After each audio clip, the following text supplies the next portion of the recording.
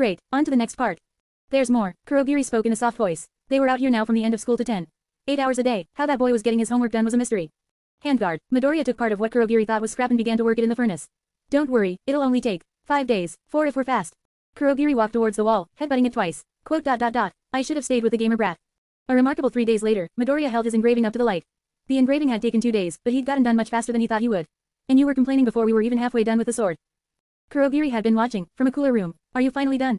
Midoriya nodded as he fitted onto the sword. The habaki, the part that covered the sword where blade met handguard, had been thrown in and was already done. With the tsuba, yes. Quote. But are you done with the sword? Midoriya laughed. Kurogiri, I told you, you're complaining and we're not even half done. You could see his yellow eyes widen as Midoriya laughed. He seemed to collapse inward. We only have 10 more days. What else do you need to do? Midoriya chuckled, Kurogiri not even seeming to notice he said we. He then grabbed a piece of ordinary bone and some electronics he had gotten as scrap. We have to finish the handle. What is a sword no one can hold, if not a Ronin?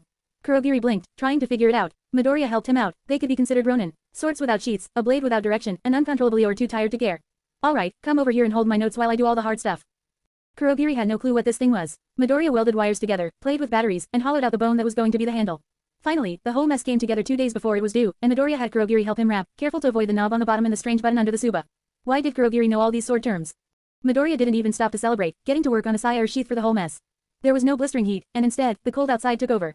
They went from cooking to freezing at the drop of a hat, yet Midoriya was fine in his tank top. He barely got goosebumps and his focused in, his breath seeming to create steam as he worked. He chiseled and carved the only wood in the entire project to shape, even remembering to put something for the straps that would hold the sheath to the belt this time. The koiguchi, or the mouthpiece that the sword would first enter when sheathed, was added and measured.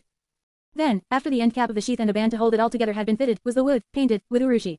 It might have been extremely dangerous to humans and hard to get, but Midoriya had given Kurogiri some money, and his teleporting friend had been eager to get some. Midoriya's old mask, his breathing one, made a return along with his old grabby gloves. With 1 day to go, Midoriya finished the sword and refitted the metal pieces to the sheath. The katana had been forged in detail, the handle wrapped and built to spec, and the saya carved and painted until it looked like something made by an expert, not one child and an increasingly desperate Miss Monster. It was over 3 feet long, not counting the handle. This was a real two-handed sword, with some actual balance. Midoriya had practiced giving balance to these things with all the needles and was back to making more as Kurogiri grabbed both of them dinner to celebrate. He returned with stew and alcohol, for a job well done, and a little callback. Midoriya figured it out as Kurogiri poured portions of the stew for both of them. Quote. Bear meat. See, there's a funny guy in you yet. He lightly tapped him in the shoulder, chuckle. I can't drink though, I'm a minor. It is as long as a trusted supervisor. He gestured to himself, checking the amounts, is supervising. Besides, after all the shit you made me do in your comfort zone, I'm going to make you do some things in mine. Ah, a man of bars I see. Are you a bartender, or an alcoholic? Give me some details. The night degraded into rambling between the two, both bonding despite their very different reactions to the extreme forging. Chapter end notes. Everyone's going to say it. Guess who finally name-dropped the fanfic? It was being brought up so much, but we finally hear the first mention of samurai outside of Mao. I chose to do this since if Midoriya takes the name Ronin, it makes sense he knows a little about who and what Ronin were. Next up, the play-by-play. The heroes still exist, and Midnight's watching is almost over. Poor girl, she's been stuck cycling between classes and recon for what, 7 months by the start of this chapter. That's gotta suck. Midoriya and Inko bonding, and making fun of Kurogiri. Everyone takes him so seriously, but if Shigaraki can push him around so can I, and technically anyone he's not allowed to kill. It is mentioned Kurogiri was purposely doing badly when fighting bears because he didn't want Midoriya to know how good he really was, to explain why he's not a useless piece of shit in the USJ. The blood thing will make sense later. Midoriya will explain it, don't worry. The arc furnace is a real thing and can melt steel. The thing Midoriya made is out of his fire bricks, a pretty famous material for being very resistant to temperature changes. All the sword parts are real, and the process was as accurate as I could get. Might be, if they're wrong. Kurogiri suffering. Like I said, I like not taking Kurogiri seriously and almost everyone does.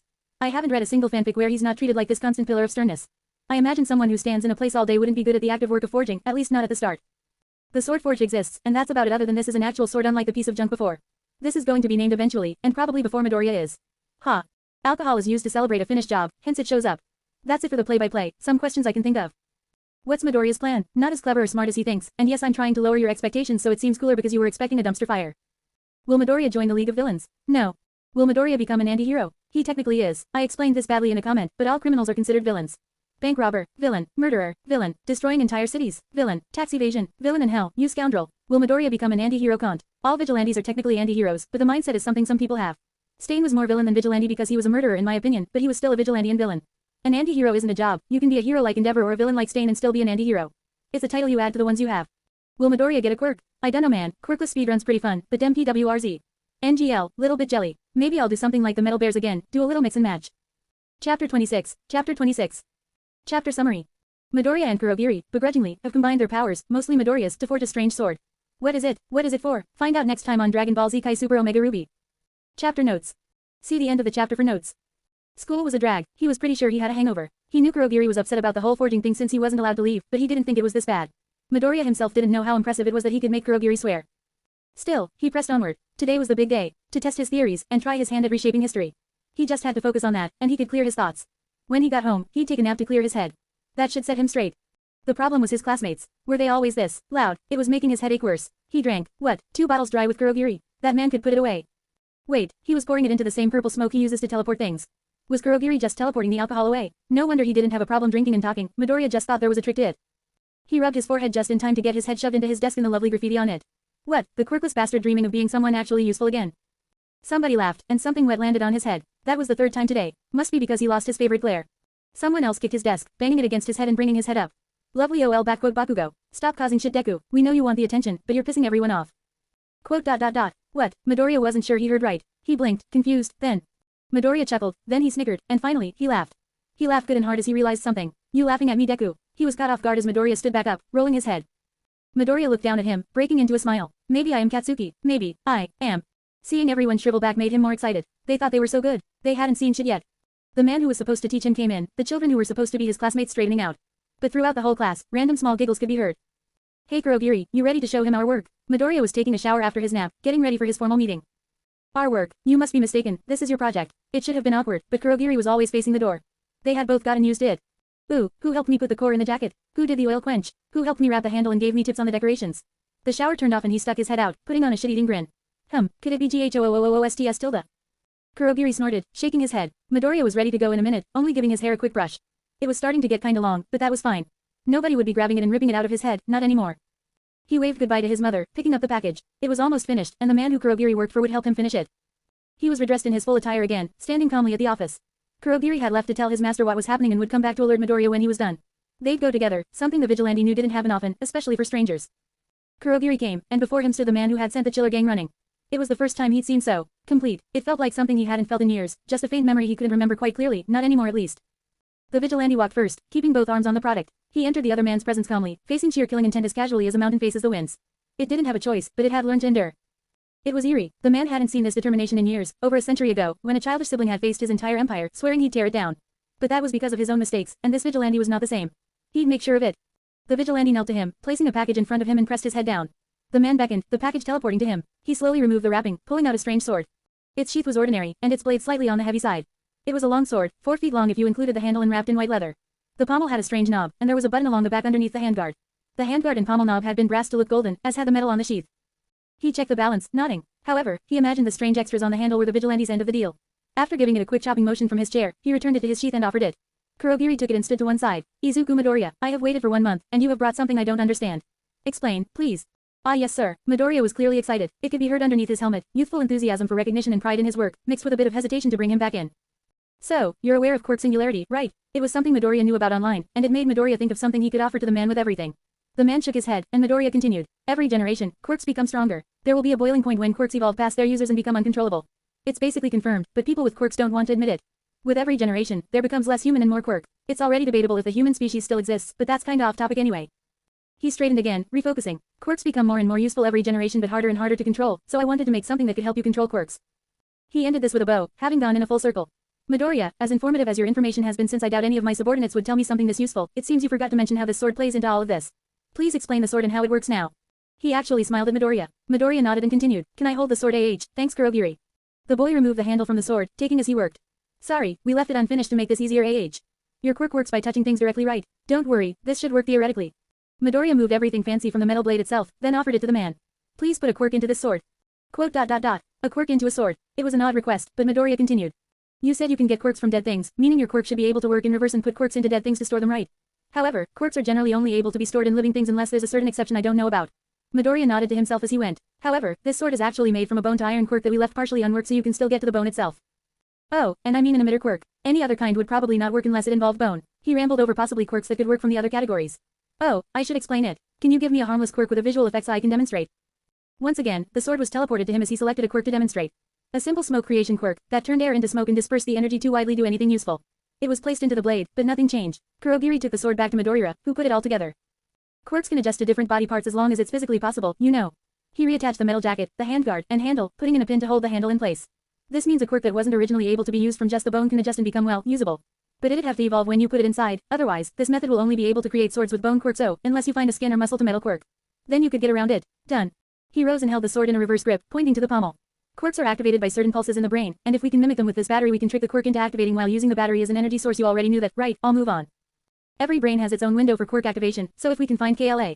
Midoriya reeled. He had been holding down the handle button as he adjusted the pommel until he was cut off by a heatwave and a blast of smoke.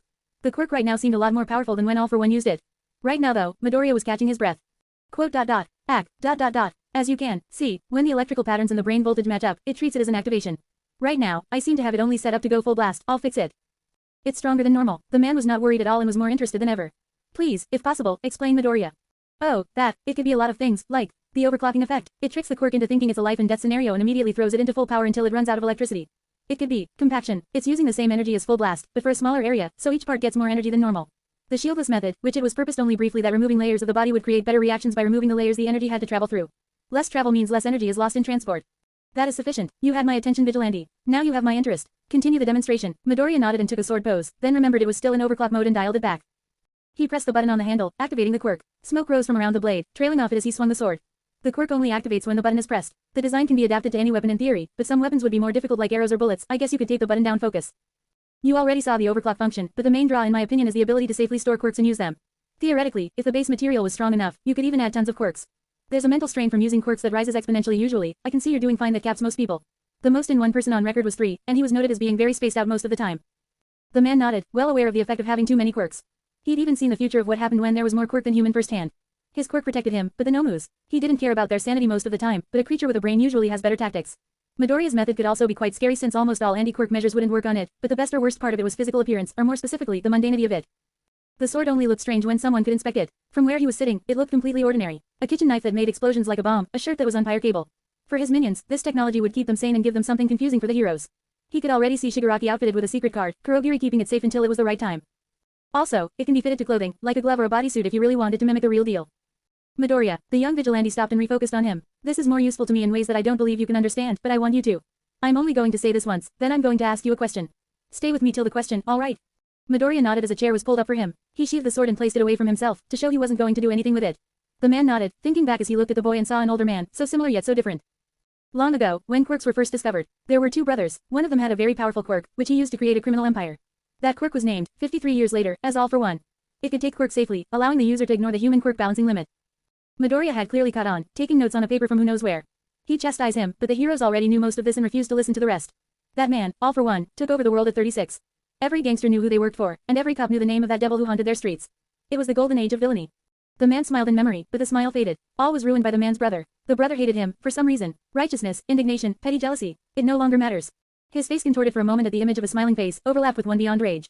He might have shed some tears for the man who tore himself to pieces for a fight he could never win if he still could. Now he needed to focus. Ironic. That man named himself One for All, and his brother All for One. He began to try and kill his brother. I will interrupt my own story to ask you a question, and this will not be the final question. Why do you think the man tried but did not successfully kill his brother? The gears in the child's head turned. Quote dot dot dot. If it was the age of the first quirks, was it become he was quirkless? The child thought he was telling him he needed to get a quirk and was harassing him. The man set out to correct this straightway. No, he failed because he gained a quirk. Listen closely, Vigilante, for this part of the story few have heard of and fewer are still alive to remember it. One for All before he gained his quirk was a monster. He still remembered all the methods that his brother used. Pipe bombs, poison gas, snipers, blowing up an entire building to kill his brother. Ha, all that and more. The elder brother grew tired of the methods, of never feeling safe. But, he didn't have the guts to man the fuck up and kill his brother. Instead, he formed his own scheme. He still remembered when the idea dawned on him. It was a strange effect that he had discovered, and when he first discovered it, it had horrified him. But he had to embrace it to win, and all that had mattered at the moment was winning. He would give his brother a quirk. Not from pity, not because of how painful the infusion was, but because it assured his victory. There is one thing about quirks no one knows. The evolution of the mind those without quirks had. He tapped his own head, chuckling. My quirk has one major effect, the greatest effect of all. It protects my mind from my quirks. He leaned forward, more energetic in this story than he'd ever been since getting butchered by All Might. You were right, Midoriya. Having quirks, even having just one, slows the mind. You should have noticed it. No one thinks as fast as you unless they're a genius. No one can react to your surprise attacks. Their bodies have improved, but their minds are weak. The more quirks, the weaker their mind gets until they can barely function. Then they need outside programming, more like a machine than a true human. He leaned further, laughing. That idiotic child, One for All, suffered a fate worse than death. He lost his touch. The pipe bombs, the poison, snipers and explosions, murderous prostitutes. All gone, in place of an idiot who could only think of how to kill me with his quirk, which I gave him. He laughed for the first time in years, a little bit of blood trickling down his chin. Those quirks, they're like a whisper in the back of your mind. Driving you mad, losing all your focus. The brother who nearly destroyed me with bombs and crashing planes, the one who would use all means necessary to make me shed this mortal coil. Reduced to a fool, sending child after child to die by my hands because he couldn't man the fuck up and do it himself. All for One snarled at the thought. It had been different from everything else, from the crimes. Fools following a madman they never met stream, relying on a power that broke them as sure as the sun rose. He knew, because every hero who fought him did the same thing. Wound him, and keel over like a shot dog and die miserably for a cause they didn't understand, throwing their lives into the fire. None of them knew why it had all started. He didn't know them, they didn't know him. He didn't regret killing idiots, but he regretted killing pointlessly. And those imbeciles were dying for a pointless battle they lost years ago. None of them even knew their names, the people who died by their hands. His first wife, bleeding out from the crater where the plane crashed. One for all mourning the children he barely knew, that he pushed away to kill someone who no longer cared about him. Focus, remember your point. Rise above your children, don't be like them. He cleared his thoughts with a breathe outward. The ones who look down on you. The heroes who try to stop you. The villains who oppose you. You've heard many times that you cannot do things because you are quirkless. They are wrong. He could see his brother's eyes with borrowed sense. Why did his son have his brother's features? Izuku Midoriya, I am no saint, no hero, and not a good man. I do not care about many things anymore. This world, fuck it. Those heroes, fuck them. The death tolls, fuck that. But I do not want there to ever be another one for all. An idiot standing on a post, fighting a battle he can't win for a cause he never knew. He remembered Shigaraki, who wanted to be a part of his war. He had thought about it, he'd even taken the boy in, but the boy had found his own reason to fight. The boy now wanted to destroy society for himself, even if he didn't know it yet. A moment of weakness for him. Do not forget why you fight. I do not force power on those who don't ask for it, and I won't on you. This tool you have given me is extremely useful. He tried to read his son's expression. Did the boy care about a war that refused to end? The woes of a dying man. His own desperate plea, that it wasn't his fault. Who else's fault was it? Hisashi, gods. Now man up, and wrap it up. He breathed out again, focusing. He kept getting off track. His thoughts wondered if this was the closest they'd ever be. A son, sitting before his father in a motorcycle helmet, and a father, unable to admit who he was. Izuku Midoriya, I wish to destroy All Might before he could pass on that stupid quirk, unaware of how his actions speed up the quirk singularity. I will not drag you to fight my battle. Now, for my final question. What do you request in return for what you have offered me? The old man who sat before him like a king stared through the mask, seeming to try and pry the helmet off and gaze into his soul. Midoriya was not ready for it. This seemed to be a sort of test, but it was time for him to offer the deal he had thought up. IW would like to give you the technology to make these weapons yourself. You probably have better weapon makers than some middle schooler, and like you said I cannot invade your organization. And in exchange, Midoriya backed up slightly, backpedaling. Oh, I just want one quirk weapon fusion thing. Quirk weapon I never came up with a name, so it's whatever you want to call it, sir. Midoriya had thought the man might be old, and might even live long enough to see quirk singularity. Defense against that was the concept he used to shape his sword, a sword that would stand immortal through time beside its user, safely passing on the power. All for one laughed. I shall make a counteroffer, Izuku Midoriya. For your work, you will take that sword. It's a prototype, so it probably doesn't work as well as the future versions. Every time you make a weapon you wish to have a quirk, you make an additional one for me. I get to make my own request for the weapon I want, and you get to request the quirk you get. I supply the materials for mine, you supply the materials for yours. The man rose, stretching his shoulders as he walked forward, wires falling off him. If I think I have a job you will like, mostly ones that suit your taste for helping those you deem innocent, I will pass it along. If you take it, you will be rewarded with a quirk for you or your weapons. If you don't, nothing. I could always use someone as talented as you, even if just for a moment. The hand came forward. It was rough and old, beaten and worn. Izuku Midoriya, do we have a deal? There was a strange sound in his voice, a sort of remorse. Midoriya cautiously thought it over. I get to pick my jobs, all right, and I reserve the right to refuse to make quirk bombs. The giant in front of him nodded. Midoriya slowly took the hand and was pulled up. All for one laughed and gave him a pat on the back, shaking slightly for a second before letting go. Izuku Midoriya, it's time to choose the quirk to place in your sword. I doubt you want smoke, but you could surprise me. He lifted the weapon gingerly, handing it back to the young vigilante. Midoriya got to work cracking the weapon open, putting the parts on the chair. Is there a list or is it whatever I can think of? All for one thought, then asked, name the quirk you'd like it to have while Kurogiri gets the list. We'll see what we can do from there. Oh, okay, Midoriya searched his brain. He didn't just want a quirk, he wanted one that paired well with a sword. An energy emission quirk that created fire or something would be good for a start, and easy to use. But, from a corner of his mind, a sword called to him. He knew it might be possible, he could try. Even now, his brain worked to try and figure out how to make it possible. But first, he had to ask if the quirk was available. Quote. Do you have any spare warp gate quirks, like, the same kind Kurogiri has? Not a usual teleport one, a warp gate one. Quote. Another warp gate quirk, for a sword. It did kinda seem like he was trying to take advantage of a supervillain who used to rule the world. Especially since he was asking for a very weird quirk for a sword. Well, if you use the smoke quirk as a base and got a quirk that requires a certain range, you could create a quirk that does very small teleportation. It doesn't need to be long distance. Even a few feet, no, a few inches would be enough. All for one stroked his chin. He seemed to be intrigued. It was the only reason why he was letting this slide without punting Midoriya into the ceiling. Quote. It can be done, but that's 2 quirks. Midoriya rubbed his head. I'll make you a weapon. As soon as possible. I only need another month. But that means it's possible, right? He looked up at the towering giant, eyes wide beneath his mask and hopeful. Ha, you must excuse me, I was talking about your smoke base idea. It can be done, but I would be quite interested in getting one of these myself. I believe the first weapon I'll request is a walking cane. It was an odd request, but the man's hand flashed as the quirk moved. Be careful, my blacksmith, that quirk could be quite difficult if used improperly. Midoriya nodded in amazement, swinging it without even activating it with such a cheerful face. It was like he was in heaven. He played with it for 2 minutes, never actually activating it. He hadn't expected that this one was going to be his, so he didn't think he'd get to mess with it. When he snapped out of it, All for one had sat back down. Blacksmith, if you are taking requests again, I would like my cane to be made from bone and hair. I can supply you both and look so disgusted, you don't have to eat the hair or anything. Just use it to wrap the handle. Kurogiri came back in but was stopped by All for one before he could give Midoriya the list. Then, he spoke again. Send Midoriya, I thought I was out of questions, but it seems I never am when it comes to you. Izuku Midoriya, in this world you need a name. You are not Izuku Midoriya right now, because Izuku Midoriya is an honest civilian who has never so much as missed a curfew. Tell me, vigilante, who are you? Midoriya, no, the nameless one stared up at him, blinking as he thought. Quote. I'm not sure right now. I'm not sure I'm even a vigilante. I'm just some nameless guy with a sword. I'm not sure why you're offering me so much stuff. I can't beat a hero in a fight, and every fight I survive is because the other person messed up more than me. Kurogiri scoffed. A nameless sword, a blade with the handle, uncontrollable. All these words sounded vaguely familiar. A sword that can't be sheathed, or something like that. Then come, I will teleport you home. Perhaps the next time we meet we'll be enemies. For now no, even then, know that a couple of old men are excited to see how far you will go. Wait, I thought you weren't listening. Stop quoting me back at me. Midoriya coiled his arms over his face as Kurogiri laughed, his fog engulfing them peacefully as they were back in the office. Kurogiri faded out through his own purple haze as he spoke. Stand tall, and don't just be good. Be better than us. Become great, Ronin. Kurogiri appeared before Hisashi. Right now, he was not all for one. He was the good-for-nothing husband who hadn't come home in 11 years, who last saw his son on the boy's 3rd birthday. He'd left the same day All Might premiered, reassembling the world he thought he could leave. You could go to see her. She'd give you an earful, but you were constant and consistent.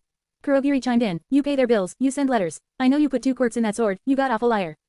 After what I just gave my son, I can't. He didn't sound impressive or powerful anymore. His body was only 26, locked in his prime, but it had been ruined and scarred. He looked and sounded like the tired old man he really was.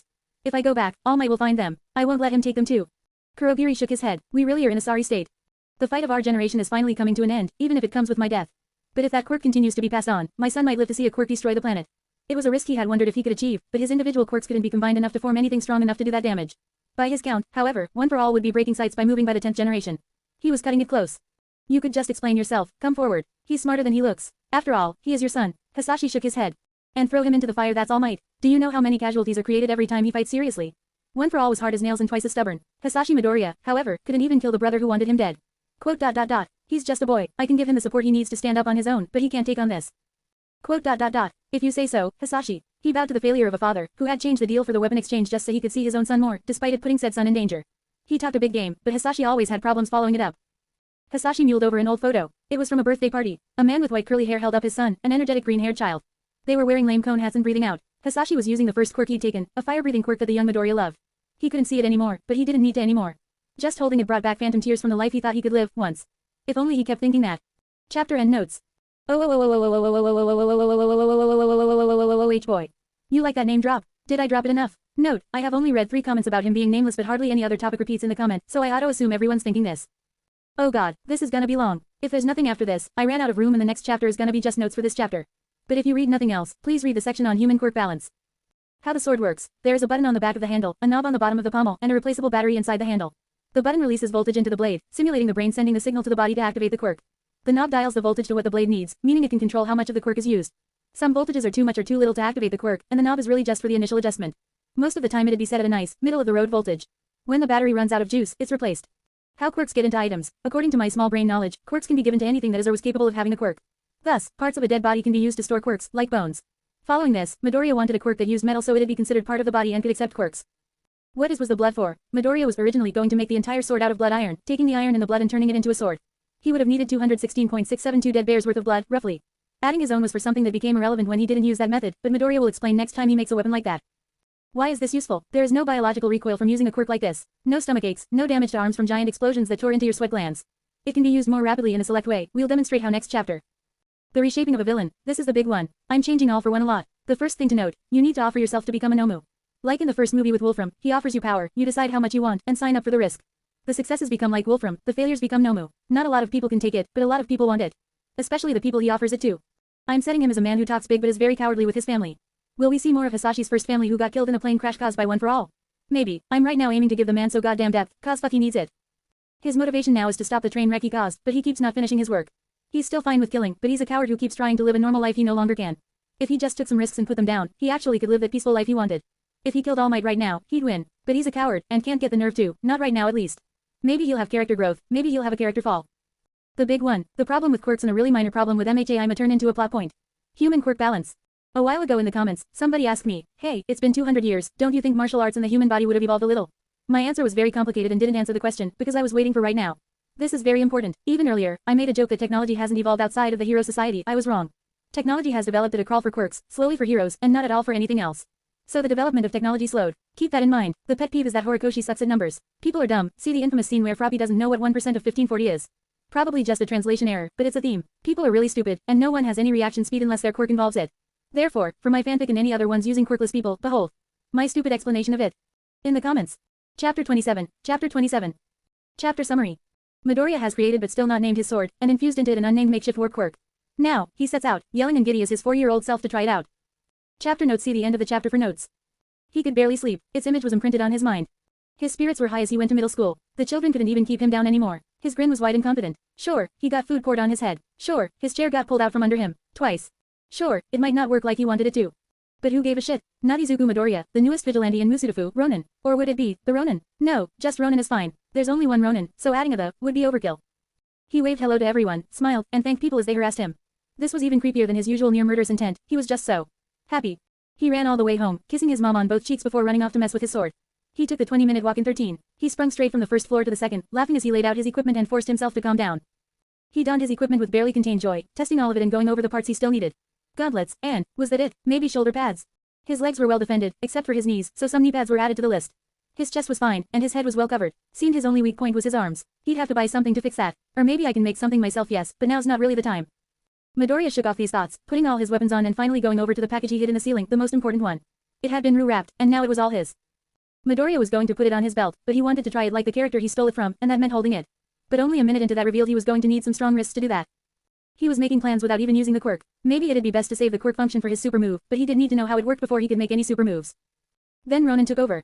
Adjust to the sword first. It's different from the first one. That was a piece of metal shit. This is a weapon. Learn the difference. You don't play with weapons. Remember all for one's beat looking ass, and stay serious. He resheathed the sword and begun from the basics. He hadn't properly used his sword stance in half a year. It was time to polish it back up. 1,000 drawing cuts, 1,000 violences. Ronin had to ditch the code as he trained but kept the mask. It made it harder to breathe, and he'd have to get used to it. Even as he complained about his breathing, he went into his third set of 1,000 drawing cuts. The drawing cut was a one-handed attack, the best to train his wrist. But soon he'd learn the flicker, and his one-handed attacks would double. Midoriya edged along the room, advancing as he struck. He breathed out as he swung, trying to maximize the force of every slash. If it wasn't good enough, it was repeated. The heroes wouldn't give him a second chance, so he shouldn't get used to them. At the end of every set came his meditation. He had come up with dozens of ideas for the sword and wrote every single one down. He stole some ideas from online, like the forums he ghosted or the video games he'd grown up on. Now, he rose and went into rolling his wrist, practicing his flicker. The blade came out of the sheath for the drawing cut but immediately doubled back. Ronin turned the blade and brought the sword on the path it had just been on, ending with the sword still unsheathed, but his hand returned to the point he had drawn from. He could make a mindless drawing cut with this. He kept doing it over and over and over until he could no longer hold proper form, taking a water break and going back to meditation. He could feel it in his wrist, so something was going right. Ronin only rested for 5 minutes and went back into it, working the muscles hard. He didn't work until he could no longer move, that would just hurt his performance tomorrow. Plus, he knew his own statistics. He was definitely going to get into a fight later, willingly or not. It took 3 water breaks to finish his set of 1,000 flickers. He moved his wrist gingerly, taking his usual squatting position. There had to be a better no-seat sitting position than this. Oh well, for another time. Ronin finished resting, rising and leaving his jacket. He didn't want to accidentally damage it when he activated it for the first time. He left his forging room, re-entering his training room and setting up his dummy. He stood, 5 feet from it. Instead of the katana being at his belt, it was in his left hand. He gave it a few practice flicks, pushing the blade in and out of the sheath with his thumb. His stance was casual, and he already had some improvements for the sword. A lock on the button, to ensure no accidental activations. Plus, the button is too hard to reach from a proper sheath position and reverse grip. Maybe installing it on the side next time, making it a scroll wheel, so anytime the wheel is pushed to the left it activates and the right it deactivates. These thoughts don't matter. First, comes the testing of the quirk. Draw your sword already. Ronin abandoned posture and drew the sword, placing the saya down on the floor and looking at the blade. Long and thin, the iron was well polished. It wouldn't hold an edge as well as a steel sword, but it should suffice for what he wanted. The edge was a darker color, the blood iron he had put in. It was essentially a reverse iron jacket. Then, still holding with both hands, he activated it. As he pressed the button, smoke rose from the blade. It was familiar, but it was tinged with blue. As he adjusted the ratio, the blue and white mingled, the smoke becoming brighter but seeming to gain weight. Good, for good usage of this he needed it to do both rise and fall. He turned it off and the whole smoke disappeared. It was clear the old man had lied. There were definitely 2 quirks in this sword. Good, then it will be as predicted. It's a little inaccurate, but I can make this work. Midoriya fiddled with it for a bit, before decided on the modifications. 2 buttons, one to turn it on and one to turn off the smoke. That should create the effect he wanted for his blade. Midoriya then disappeared again as Ronin sized up his target, stepping in and cutting downward with violence. The battery could only use the quirk for about 200 swings was Ronin's first thought, but it turned out to be the time it was active. Once the button was pressed, you could make thousands of slashes or stand around with a foot up your ass, but it was still going to drain the battery. Midoriya would need to refine the battery, do some experimenting, or modify the handle to use better batteries. The time it could be active was pretty long, it was just Ronin hadn't been doing anything with it for most of the time. He would need to get better at his activation and deactivation time. It couldn't be done today, but the plans could start. Tomorrow, the sword would be improved. Then, he would figure out just how dangerous it really was. He flipped his sword before he sheathed it, creating a wave of thin blue light that briefly lined the walls before fading as the energy gave out. The next day at school was supposed to be exciting as people picked the schools they were going to. For Midoriya, it was exciting because he got to pioneer completely new technology. His new handle had to find the energy it took to activate the warp quirk, the smoke quirk, and both at the same time. Then, he'd be able to get his idea working cleanly. Midoriya sketched quickly. The wheel idea wasn't bad, 2 wheels that would each activate one of the quirks. Then, the button would be more to turn the entire sword on or off. It could work. Batteries. He could just increase the number of batteries it took at one time. But some tests would also show which types of batteries were the best for this. That'd be better to do with a smaller amount. He'd just turn the whole thing on and leave, see what brand could last the longest. Yes, a longer handle would give better balance. It'd be nearly perfect then. He could see it now. He had the scraps for one of the wheels, and if he found another mouse he could get the rest. He finished his sketch, smiling as he glanced at the school form. Did it matter where he went? Somewhere bad would actually be fine, as long as it had an online program. He had to put it in the right budget range, but from there it didn't really matter to him. They didn't have the cash for that, and he didn't want the money he stole to do anything relating to his civilian life. Just find someplace full of ruffians. He was used to it. If it got too bad, don't think like that. Even if it got bad, I can handle it. He had to change the bone handle and wraps, but he had purposely gotten too much for extra. This way he could adjust it as necessary. A quick trip to a thrift store and he got his mouse and the wheel parts he needed. He worked to create the new handle first, then added the wheel parts as he went. Soldering was pretty difficult with one person, but the clamp made it like there was two of him. It didn't take him long to set up the new handle, but he still needed to set the current it would be at. The new handle also didn't need the adjuster on the bottom. He could throw a button or something to make the sword go into overdrive if he needed it. He tested the sword with the old handle, taking notes on the amounts of voltage necessary to activate each quirk. Then, he checked how much it took to activate both at the same time. A little less than the numbers added together. Still, he could overclock it, as pointless as that was. At first, there was a move he could pull off with that, but he'd save that for later. The easiest part of the new handle was the button that turned everything on in the overclock function. Those were both finished in under 20 minutes, but the wheels took 2 hours to build and adjust to the correct voltage. Midoriya looked down at his work, laughing. At first, it just looked like a weird piece of audio equipment. But as he fitted it, adding the mekugi, the pin that holds the handle and the blade together, and adjusted the manuki, a decorative element underneath the wraps on a sword, it began to look like a real weapon. Midoriya only completely reassembled the piece when he was sure the voltages were correct, only nearly teleporting himself twice. He wasn't sure how safe this version of teleportation would be, since he was planning to use it exclusively not to teleport, but if it proved safe in the tests, why not? Another set of drawing cuts and Ronin felt satisfied. He practiced a few other techniques before he settled on a sheathed sword thrust, relying on the metal and bone end cap to protect both the katana and the saya from damage. Plus, every other slash he could do in this style was either a drawing cut, a complementary cut to a drawing cut, or a sheathed strike. Might as well practice the basic 3, the drawing cut, the flicker, and the sheath strike. Another new thing, another thousands reps. He dived into the work, eager to adjust to the new sword and retrain his wrist. It was coming, he knew it. It happened every time something good happened to him. When he made the club, when he made the spear and when he made the needles. He couldn't rest because he knew it was coming, which was why he worked so hard to make the sword as good as possible. He wasn't sure what would go wrong, but it would. He would run into a fight he could not ignore. There'd probably be heroes, maybe police. They were coming for him. He started to think he was being hunted for some reason, right around when Maruko nearly broke his arm. He didn't know why they cared so much, but they'd come. It was inevitable. Man, now we got 3 different villains who could be our favorite little vigilante. You care which one we look into tonight? Aizawa slurped his juice, stopping to reply. Don't care, they're all probably duds. Some guy in an abandoned office making a racket. Sounds like a squatter, and in the homeless district no less. Not a clue who the hell lived close enough to him to complain about the noise. He went back to slurping from atop his roof as Midnight smiled. She was going to get released in time for the UA entrance exams if nothing came up before then. She had under a month to go and was going to get off 2 months early. She could already imagine the spa day she was going to have. They moved towards the nearest one, the squatter guy. They'd just probably be chasing some homeless guy out of his building, maybe multiple. It wasn't nice, but it had to be done. Midoriya practiced throwing the water bottle through the portal he made, watching it shift. There were no cuts, and when poured out nothing looked wrong with it. He was now wearing the full suit again, mostly because it was so cold. He wasn't in his usual building, but the one he had ambushed Kurogiri at so long ago. There was still dried blood where Mao had been stabbed. Wonder how he's holding up. Maybe I should ask about him when I go next time, see if we can get a better mask for me. Midoriya was thinking classic dome head, like Pepsi Man. Expressionless, inhumane. That way, he could make the whole thing only visible one way and get a better field of view. This wasn't as necessary as the knee pads and arm pieces though. Midoriya put his hand to the edge of the portal. It was warm and dry, like the smoke it was created from. Quirks sometimes had small, minor details about them that weren't significant enough to be considered full-on quirks, like weird skin color or his own green hair. They were also minor details about the quirk that might be otherwise irrelevant, like the fact his portals glowed blue while Kurogiri's seemed to absorb light and were purple. The misty feeling from Kurogiri as well, opposed to Ronin's dry heat. Midoriya hesitantly stuck a pinky into the portal. Inside the portal, he could feel the effect of the original quirk. It was cool, a world without heat. The clash between the inside and outside of the portal created the strange fog that dripped downward in addition to the smoke the quirk was supposed to create. If the warp gate quirk was stronger, the smoke would stop. If the smoke was stronger, the fog would disappear. Midoriya removed his finger, then closed the portal. That was a major part of the plan, and these batteries were almost dead. Out of the 3 brands he tried, he picked the best 2 and combined them to get the best results. They were now C batteries, and the time they could spend in use was very long, but his experiments took very long. Still, the abandoned building he was in now was fine and didn't have the risk of him accidentally teleporting the stuff he made through the wall. He refit the handle, giving one last experimental slash downward, creating a razor-thin beam of light. It was quite bright but faded to blue fast. The bright light itself was a thin wire that couldn't be used much for teleportation, which would require completely entering something into the white light. Still, it was a pleasant glow. In this light, it could probably even be seen outside. He released the quirk and sheathed, then turned to admire the window's view. Right as a head with a yellow pair of goggles sprung up from the same window. They stared at each other for a moment. Ronin adjusted his grip on the saya. Eraserhead adjusted his grip on the open window. No words were spoken as both prepared to act. Hey, can you see anything? The moment, for one of them, was dashed by a cranky cold woman below. For the other, it was the signal to bolt he'd been looking for. He made to exit stage right as Eraserhead hopped up. Freeze goddamn it. Joke style, form 2, pocket sand. Followed by joke style form 1. A bizarre family technique. Ronin bolted as Eraserhead misplaced a foot and fell on the floor. He was out of the room, hopping to the neighboring building in under 5 seconds. Quote. Eraserhead, hello, is there anyone up there? Aizawa had removed his goggles now, rubbing his eyes. Quote. Fuck you Midnight, fuck you. Midoriya shoved everything he could into his bag and legged it to the woods, where he stayed for 1 hour until he was sure no one was following him and also pretty sure he could have handled it better. Well, if there was more than one person outside maybe that was for the best. He returned back home, reading over the slip of paper that was there last night, telling him where and how to alert them when the weapon was done. If he wanted that mask, he had to go see them when he picked up the materials in 2 days. It wasn't the worst, and besides, he could get to work on actual swordsmanship. When he made sure everything was hidden in his room, he meditated to cool his head and went to bed. He kept pushing his debut back, but as he fell asleep, he wondered if vigilantes really had debuts. By the time he was getting teleported back, he had debated it back and forth and was pretty sure it started either when they got caught or signed their work, which seemed a little pointless. Why talk to the people you were beating up, instead of just focusing on beating them up? Still, he greeted Kurogiri casually at their new meeting location, the Putt-Putt place. They disappeared into the fog, reappearing at a bar. Midoriya didn't know where they were, but it was probably the bar Kurogiri ran if memory served. The lighting seemed nice, he couldn't tell. His mask kinda skewed the colors. He thanked Kurogiri and noticed a strange man sitting on the counter, playing a game system with hands covering his body. Midoriya bowed to him, not bothering with words. Here are the parts, Ronin, and the general layout we want. Do you have any questions? Midoriya thought, but Ronin answered. You guys got Mao his mask. I would like to acquire a new one that fits me. Do you have any suggestions where I could get one? The handy-mandy on the counter snorted, going back to his game as Kurogiri thought. Quote. A new mask. Anything specific you wanted to do? Quote. A lot of things. That's why I wanted to learn who I could ask directly, or learn myself. A breathing mask would be a nice function and better vision too. It would have to be a custom job, and Midoriya could imagine they had their own custom tailor. They weren't as flashy as the heroes, but they were still well dressed.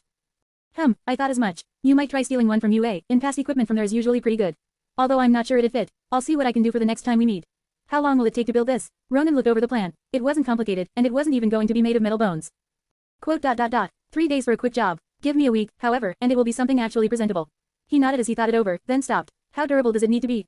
Oh, not very, just as much as a normal walking cane, but with your functions added. Midoriya nodded and left through the mist. Quote. Who was that hobo? Shigaraki was confused about who the idiot in the rotten and ragged All Might hoodie was. He looked at first like a hero fan, but the sense that he was only a moment from trying to strangle everyone there was palpable. Quote. A man that I hope you never cross. Shigaraki started another tantrum about how he wouldn't lose to a hobo, unaware that the hobo in question had almost stolen his role as All for One's successor.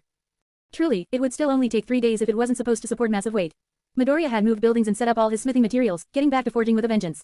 Bone was a little difficult to work with, but he had to adjust. It wasn't his first time with it, but this would be much larger. It didn't really need any solid finish, so Midoriya opted for a thin layer of resin to protect it from damage after he carved it. It'd be a little funny to imagine All for One holding the cane, carved with birds and trees, but it was pretty good. Midoriya had drawn the pattern on a flat surface to make sure he liked it before there was any chiseling into the bone. It took a day to finish carving it up, and another to finish the crooked handle. It was the kind that formed an upside-down, L, shape. He finished his forging and got into polishing, making it shine brightly. The third day was putting them together and adding the final electronics. He put the dial on the side of the handle, and the button was right next to where cane met handle. The battery was inside the handle and could be changed by removing the dial. It was complete. He spent the 4th day with his mother, had to keep his schedule, and he wasn't breaking it for this. 5th day was final touch-ups and wrapping it up so it was presentable. He still had daylight and he was done. So, he went back to practicing his moves. Sets of slashes and flashes of light briefly as he waited. That little encounter with Eraserhead wasn't the fight. He knew it. They were still coming, somehow. He returned with a bow to All for One. From last time, he could gather that most people didn't spend a lot of time with this man. Maybe it was because his helmet messed with his breathing he could. Either way, for their deal he needed to meet him masked to breathing apparatus. Back so soon, I'm glad to see it. He smiled as Ronin held up the completed cane. With a raise of his hand, it disappeared from Ronin's and appeared in his. Quote. You've done a fine work, Ronin. I am quite pleased to work with you, more than I think you know. His words seemed strangely genuine, but that was probably because of some quirk he used to make people like him. Midoriya could think of 5 he knew of, so the collector before him probably had 1 or 2. I believe you forgot the deal though, Ronin. He tensed up before the giant finished his sentence. The deal was for you to come when you made a weapon so that both I and you would get one. You seem to have left yourself out. Although, next time I can give your weapon 2 quirks, or you can bring 2 weapons. Ronin relaxed, giving a slight bow. All for One looked down at him. I'm sure you heard of the UA entrance exam. During this time, their security will be lowered with the other people of your age coming. If you wish to acquire a helmet from there, that would be the best time in this old man's opinion. We will then trade you, Mao's old helmet for your new one. We will fit the new one to you. It looked like Mao's helmet had some tricks meant just for him. It made sense that they'd want it back since he seemed to be an operative for this man like Kurogiri. Midoriya thought it over, then Ronin nodded. If I do, I will alert you. A purple note for Kurogiri at the meeting place, with a symbol you'll get. They parted, with the 2 villains wondering what kind of symbol Kurogiri would know on sight. Nothing came to mind, but the vigilante seemed so confident. Midoriya was now thinking about the next weapon but stopped as he realized he still hadn't done a full body test with his weapon. He wondered how dangerous he was willing to get. His theory held and went better than expected on not living things, but what would it do about live and animate? Inanimate and animate things, that's the word he was looking for. That still didn't matter, but he hadn't done any tests on teleporting anywhere with the sword. Just passing through the portal gate warper thing with his finger. Some harder tests would have to be done. First up, insects. He set about in the forest like a 5-year-old, collecting a bunch of bugs to lob through a portal. Took him the better part of an hour. Then he went to his new building, a different building from the first one where he built his current sword and the one where he built the cane. That brought up a good point. Midoriya contemplated places he could make into a real base. The obvious if not pleasant place was somewhere in the sewers. Second place was in hunting for somewhere in the old metro records, somewhere boarded up so people wouldn't go. If he was lucky, the 2 places could mix and mingle for his favorite albeit most disgusting escape route. In the meantime, he made that portal and started lobbing those bugs through. They were still twitching and annoying everything when he pushed the whole box through, and when he pushed them through individually. After an hour of waiting, no bugs had died that he hadn't gotten annoyed at and squashed. Time to test for himself. Ronin made a much larger portal, going through himself in. Well, he was on the other side of the room like he wanted. It was a little weird to see where the portal ended up, especially because he was facing the wall, but that was probably how it worked. He might have to put a spin into his portal making no focus. There was one more test Midoriya needed to do, and he was not going to do that one on himself. Ronin drew the sword and activated it, picking a nice large bug as a target and setting him on the table, then brought the sword up a few inches before slashing downward quickly. Now, 3 days from the heist, Midoriya understood the sword well enough to use it in actual combat. Still, he had scouted out UA and found a nice spot for sneaking in. He memorized the methods of getting in, the defense systems, and was all prepped. He was going to be using his usual escape method for entry and exit. People really didn't guard their sewer entrances right, and the campus was too big for its own good. But, right now was the moving target test. Midoriya knew where he wanted to fight, a place he could almost predict would have some criminals he could mess with. The place with the strange short victim in the crappy gym. It just screamed shady as hell. From on his rooftop, he waited and watched. The crime rate here was high from the vigilante board, but no one else seemed interested in doing things in the daytime. Still, the heroes here weren't common. He watched and waited for 20 minutes, 40 minutes, a whole hour and counted only 3 heroes, until he realized he counted one twice. Then, as he was feeling down at miscounting, some idiot stepped into the wrong alley and it started to go down. Ronin smiled, muttering to himself, and this is where the fun begins. The man was getting out his wallet as 5-5. Sheesh, what were these muggers doing, bringing their whole families? Muggers laughed and shoved him around. Midoriya walked from deeper in the alley, approaching them in the road beyond. They couldn't see the man clearly, just a strange short figure with a stick. Ailey hit that guy up too. This one barely got shit. 3 of them went over to give him shit as he advanced. He let one take a swing at him with the knife to get plausible deniability if this went tits up. Yo, your wall. The pommel of his sword struck the man in his solar plexus, forcing him to breathe out and shoving him back into and past his mates. For the next one who was still coming, he flipped the sword backward and grabbed it with his right, then stepped in with his right and leaned. His arm twisted to get a spinning momentum as the bottom of the saya slammed into another one. Finally, one left. He reversed his grip, grinning underneath the mask as he grabbed the saya with his left. Now, I'm motivated. He stepped into the drawing cut, activating the sword's quirk. He knew it'd work, he tested it before. Portal quirks are anchored to things, positioned relative to things. Usually, the spinning of planet Earth. But it can be other things. The inside of a car, a boat, many things could be converted into the base for a portal. Why not a human body? The sword created a portal on contact, cleaving the man in half. But instead of insides falling out, there was only a strange blue to white sheen, perfectly smooth. It wasn't lethal, as all the blood was teleported from one part of the body to the other as it moved. A cut that can cleave anything. Because things can be teleported no matter what it is, the sword could cut anything. The sword was never actually hitting anything. The quirk turned the cut into a portal, based on the 2 body parts. No blood, no damage, but it does leave them confused and... You're open. Ronin kicked off the man's top half, sending it into a wall. Everyone else, however, was screaming and running. The unfortunate cut man was out of it, having been hit by a spinning back kick in the face. Quote ... Man, and I thought I was unlucky. With a little luck, those idiots would turn themselves in and talk about the man who was murdering people only to find one suspiciously alive man. After all, right now it was non-lethal, but he did remove the man's legs, and he probably wanted to be attached in a more secure way than just a shit ton of tape. Ronin sighed, sheathing the sword most of the way before turning off the smoke and reactivating the teleportation quirk. The side with more mass, his upper body, acted as the base and the legs were teleported back in place before the portal collapsed with everything reattached. He'd already tested it on the test dummy when he meant for it to only be a method to cut people in two, meaning what the sword was actually made of or how sharp it was were both irrelevant. He hadn't expected to accidentally reattach the training dummy back into one piece. The insects had been a purposeful test, and to back it all up and prove he was no pussy he cut off a finger. It was strange because he could still feel it, but since it was a finger he couldn't do anything. His next project had been his hand, and he could still move it around. Now that would be a creepy ultimate move. He watched from 2 blocks on a rooftop away as the police showed up and checked the man. Midoriya had to admit, it was a little drastic for what the criminal had actually done. That guy might have nightmares for a while. He laughed and turned his eyes to the giant stupid-looking H, building in the distance. Getting in there, how hard could it really be? Quote ... Come Yamato, we've got a lot of work ahead. Chapter end notes. Yeeta skeet, this chapter probably could have been cut in 2, haha I am funny monk, but I wanted to keep the testing, usage, and name reveal of Yamato in 1 chapter. Also, a little sad nobody played my guessing game, but the first character to inspire this story was Virgil in his dimension-cutting sword, Yamato, from Devil May Cry. From the top, is what I'd normally say, but this chapter was basically just about the sword, and a near brush-in with the heroes, so the small bits first and then I'll put all the talk about Yamato and its quirk/dimension at the end. School. Midoriya is going to go to some cheap place that's not in the canon and is not a real hero school and be taking mostly online classes so he can get more time for his vigilantism. Heroes. They exist. Midnight still hates this. We will be picking up on the day of the exam, the same day Midnight gets let off the case. Will I keep making a joke about running into something bad every time he makes a new weapon, like heroes? Yes. Yamato, the first sword, Yamato, was the inspiration behind me taking up Yajutsu and I thought it should be the first real sword Midoriya used. In-universe, the Devil May Cry games are a thing, and this sword is an in-universe nod to them. It's a really old and semi-obscure reference like Taki's, a reference to any movie with sound from the end of the silent film era. How does it work? Yamato creates portals on contact, meaning it has to physically draw its portals in the air. The quirk leaves a trail of light that forms the edge of the portal when connected with itself. The portal is based on what it hits, either the world as a whole, a creature, or an object. How does it work? Can't. For the world, it's a standard portal. It stays in place, you can't move it, it can fly. For the other two, the portal moves with the object. The portal is always moving with the object, otherwise, normal portals would move as the world spins and moves around the sun, becoming pretty useless. As the object moves, the portals stay in the same spot relative to them, meaning if you get a portal on your head and do a flip, the portal moves with your head and doesn't stay where your head was. How does it work? Can't point to the portals allow anything going in one side to come out the other, meaning it doesn't stop blood or airflow. The other side of the portal still works, too. If you threw something into the white light separating someone, it'd still come out of the matching portal. How does it work? Can't point 3 most complicated part, in this potato's opinion, is patching them back together. The quirk is supposed to work on touch, so when by turning off the smoke quirk the portal auto-corrects itself and reunites the split sections. Then the portal quirk can safely be turned off, since they're only technically divided by a portal at the time and not actually cut in half, like being half in and half out a room. Turning off the smoke is like you close the swinging door and push the person into one of the rooms. How does it work? Can't point 4 hope you didn't do it the other way around though. The portal keeping them together would turn to smoke, and, well, we'll be seeing that soon. Chapter 28. Chapter 28. Chapter Summary. Midoriya wishes to get a mask and, naturally, decides the easiest method to get a better one is to steal it from UA during UA's entrance exam. Naturally. Chapter Notes. See the end of the chapter for notes. Ronin was wearing the works as he inched along the sewers. This section had already been mapped out, even though its records weren't public. A few trips had seen to that. Midoriya could find some of the old electrical rooms, a good possible place for a hideout. He was genuinely thinking of setting up in UA's basement for the fun of it, but he wanted somewhere with a little more ventilation. That wasn't what he was here for though. Midoriya finished his walk, looking up. He had been measuring his location, and he should be under UA High School now. From the pictures he had looked up when they were first building the school, it appeared there should be a bathroom somewhere above him. He tapped the distance. One of the good things about Yamato was that it kept going until the base stopped, meaning the portal wouldn't stop until it hit something mostly unconnected to the target like the basement floor from the sewers.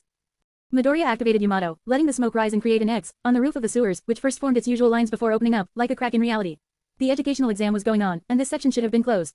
They had to buy things publicly, and studies showed that they stopped buying as many bathroom supplies as they had when they found it, which would most likely be one of the bathrooms closed. It was just an educated guess, but this bathroom should have been in the second basement, meaning it was the least accessible and most likely to be shut outside of an accident. But they hadn't bought any supplies to make or replace bathroom parts, so all of them should be in working order. Midoriya trusted his research. He had to. It was all he had to go off of. He climbed up the wall, putting a hand through the portal and pulling himself up. The floor was clean. Dust was only created from things living inside a place, and this place was theoretically empty for 12 years. Now, if he made this his hideout, that was ballsy. Ballsy and stupid, like a giant high school. They should have replaced this room. People have been theorizing and making jokes about UA's ghost bathroom for 7 years. Not that it was his business. He knew how to get around big areas like this. Midoriya pulled himself onto the cracked tiles, stretching. He then released the portal and adjusted his clothes. He thought about it, and there were a lot of ways to approach this. Teleport through walls, grab the first mask, and split. Disguise and talk his way to it. But, UA was notorious for not throwing away anything, in fear it might get into the wrong hands. This fear made them a bank, with a great interest rate on powerful machines, and Ronin intended to start cashing some checks. He listened through doors, hearing nothing, and creating his own doorway straight over it. A problem with his sword was you couldn't see where you were going. It was a common problem for warp gate quirks, you had to know where you wanted to go. His sword seemed to have reverted to whatever the generic teleport was, all the way through whatever it hit. Midoriya crept along the basement, searching and mapping out the floor before going up again. He'd seen tours, he knew he needed to switch towers and get to the second floor to get to the support section. Right now, he'd get out of the basement. His time was getting golden. The exams would wrap up, he'd wait the people out, and move on with all the teachers gone to grade on the practical exam. What it was, he had no idea, but studies showed somebody had recently dusted off their giant cities and getting the same materials as the last time they had a practical exam with a lot of robots. It was amazing what public records could show. The basement was also empty and abandoned, completely dark and abandoned. He checked the time. A thought they were hot shit, but this was pretty constant. He might not know the exact numbers, but Midoriya could figure out the rough times from the past. Between 30 minutes to an hour and a half, then it became narrowing it down. The formula was impossible to figure out, and the supplies were near impossible to track. Unless you counted ink and paper. They had to print a lot of sheets, and if you used math you could figure it out. Adjust for how many students currently attending, remove the normal amounts, and divide what's left to get the average amount of students and how much ink and paper they needed for the tests. They posted every 3 or so years how many people signed up to take the tests, so after acquiring the average. Boom, 40-minute test, slap on an extra 5 for good luck. Midoriya waited confidently, smiling as he sat in a chair. He was hidden from the entrance and on the ceiling. It was the exact kind he loved. The cameras were nice and predictable, and he didn't need anything special to avoid them. Truly, he was safe. Truly, he forgot that everything, known and unknown in the universe, hated him. Hey, bad guy sir, do you know where the bathroom is? Midoriya froze his entire body for a moment, then slowly turned his head to look for whoever was talking to him. Oh, were you sleeping? I'm sorry, that's my bee. Some blonde guy with a weird lightning bolt in his hair was looking up at him, creating electricity around his hand to illuminate the surroundings. His school uniform gave away he was here for the exam, and not already a student at UA. But that exam started 10 minutes ago. Midoriya should have had plenty of time to himself. It seemed should and did were very different things. Still, this guy managed to get all the way to the basement trying to find a bathroom. The fact that he missed a bathroom but found Midoriya was impressive, but with a little acting and a lot of luck, Midoriya could get out of this mess. Quote. Yeah, I was. Midoriya dropped to the floor, playing along with the idiot. Quote. Oh, don't tell anyone, alright. You found my sleeping spot. I'm not supposed to be here right yet, but I don't have a shift for another hour. The student's expression cleared up into a big smile. Sir, for real, it's no biggie, I used to sleep in class all the time. This guy was making bricks look like geniuses. You got a name, I'm Kaminari, I'm here for the entrance exam. Most people are. Good luck, by the way. Midoriya still dreamed of entering, but for a quirkless guy like him, that was just a dream. The only way he'd get in is if they let him bring the sword, and then they'd just ditch the quirkless loser stuck to the magic sword and take the sword for themselves. Whoa, you got a prediction quirk. That's rad. What am I thinking? Correction, you're forgetting why you came here and will now start wondering where the bathroom is again. Kaminari's eyes widened as he accepted the blatantly implanted thoughts. Whoa, you really do. That's a cool quirk, sir. Mine's electrification, I can. Generator build up electricity inside your body then release it. Kaminari had just shown him his quirk, and he was still amazed. Even the name alone told you what it did. He really didn't think this guy was going to make it into UA at this rate, but that's when Midoriya remembered that he didn't care if this random blonde guy got in. He wanted to steal some equipment from UA. He needed to stop wasting time. You really are good with your quirk, I bet nobody sneaks past you. That's a great quirk for a security guard man, identifying threats before they can even do anything. What's your name? Quote. Ronin. No way in hell was Get going to mention his real name, but nobody had a clue who or what Ronin was, so there was no harm in throwing it out. The two students made their way up, with Midoriya hiding behind the idiot. Sure, the heist would start a little early, but he could pull it off. The teachers were even busier right now, divided between preparation and supervising tests. The principal, from what he heard the loose cannon, would be prepping the final practical exam even now. Ronin sir, you got cool tastes. Dig in the jacket, and that sword. Class saw Tilda. Ronin nodded along, drawing on the perseverance he gained hammering for hours without rest. Thank you, K-Kid, you'll find the bathrooms right here man, everything here really does look way too big. Midoriya cringed at his own bad acting before snapping out of his little theater moment as he took in the giant bathroom doors, about 15 feet tall, in wonder. This wasn't even impractical anymore, it was just ridiculous. Midoriya then kept looking around, making sure to do his best to avoid the cameras as he planned his next move. Oh yeah, that blonde guy was still there with him. Midoriya waved goodbye as he walked away as if this was a casual conversation and not as if he was deliberately avoiding cameras. Anything else he could do to make this seem casual? Maybe some friendly advice. Midoriya thought through his own test-taking strategies and left that blonde guy with one. Just remember, if you don't know what to do, ask your supervisor. Works every time. Kaminari thanked the strange figure and went into the bathroom, washing up as he tried to remember all the stuff he studied. A huge portion of the test was hero questions, and he wasn't sure what the answers were. He studied and studied, but just couldn't remember. He rubbed his face after washing up, groaning. He walked back into the test room and tried to think of what to do as he stared at his test blankly. 25 minutes left, if only he had a fairy godmother to give him a hint. Remember Denki Kaminari, cool dude extraordinaire. If you don't remember what to do, ask your supervisor. Kaminari's mouth fell open. That Roland guy had read his mind and purposely given him the perfect answer. He reread the test to confirm his thoughts. Most questions had an option that basically read defer to superior unless irrational. Robin, next time they met, he'd thank him from the bottom of his heart. Now he might actually get into UA. Midoriya hoped that blonde guy remembered to ask his supervising teacher where the bathroom was next time. If he managed to get all the way to the basement without finding a single bathroom, he could have been lost for hours, and that took talent. He had crept into the bathroom and used his swords to get into the ventilation. These guys needed to read the evil overlord list, never have vents big enough to crawl through, especially to wield a 3-foot-long sword. And was an amalgamation of 3 to 4 different animals, and while we're focusing in was the principle of UA. Nezu's shit-eating grin was spectacular. He knew the vigilante hadn't left, the pants the vigilante wore had clearly been standard middle school pants. Therefore, the child had to go to a middle school and couldn't move quickly on his own. He'd been worried when the same person under different aliases disappeared, only to reappear in America of all places, but it seems his worries were for naught. He was laughing. Everyone in the final exam room was scared as Nezu slammed his fist into the zero-pointer button. His mind was ecstatic as he watched the footage again, practically racing. The information he knew, the vigilante called himself Ronin. What a debut, sneaking into UA. Took some balls. Ronin liked a challenge.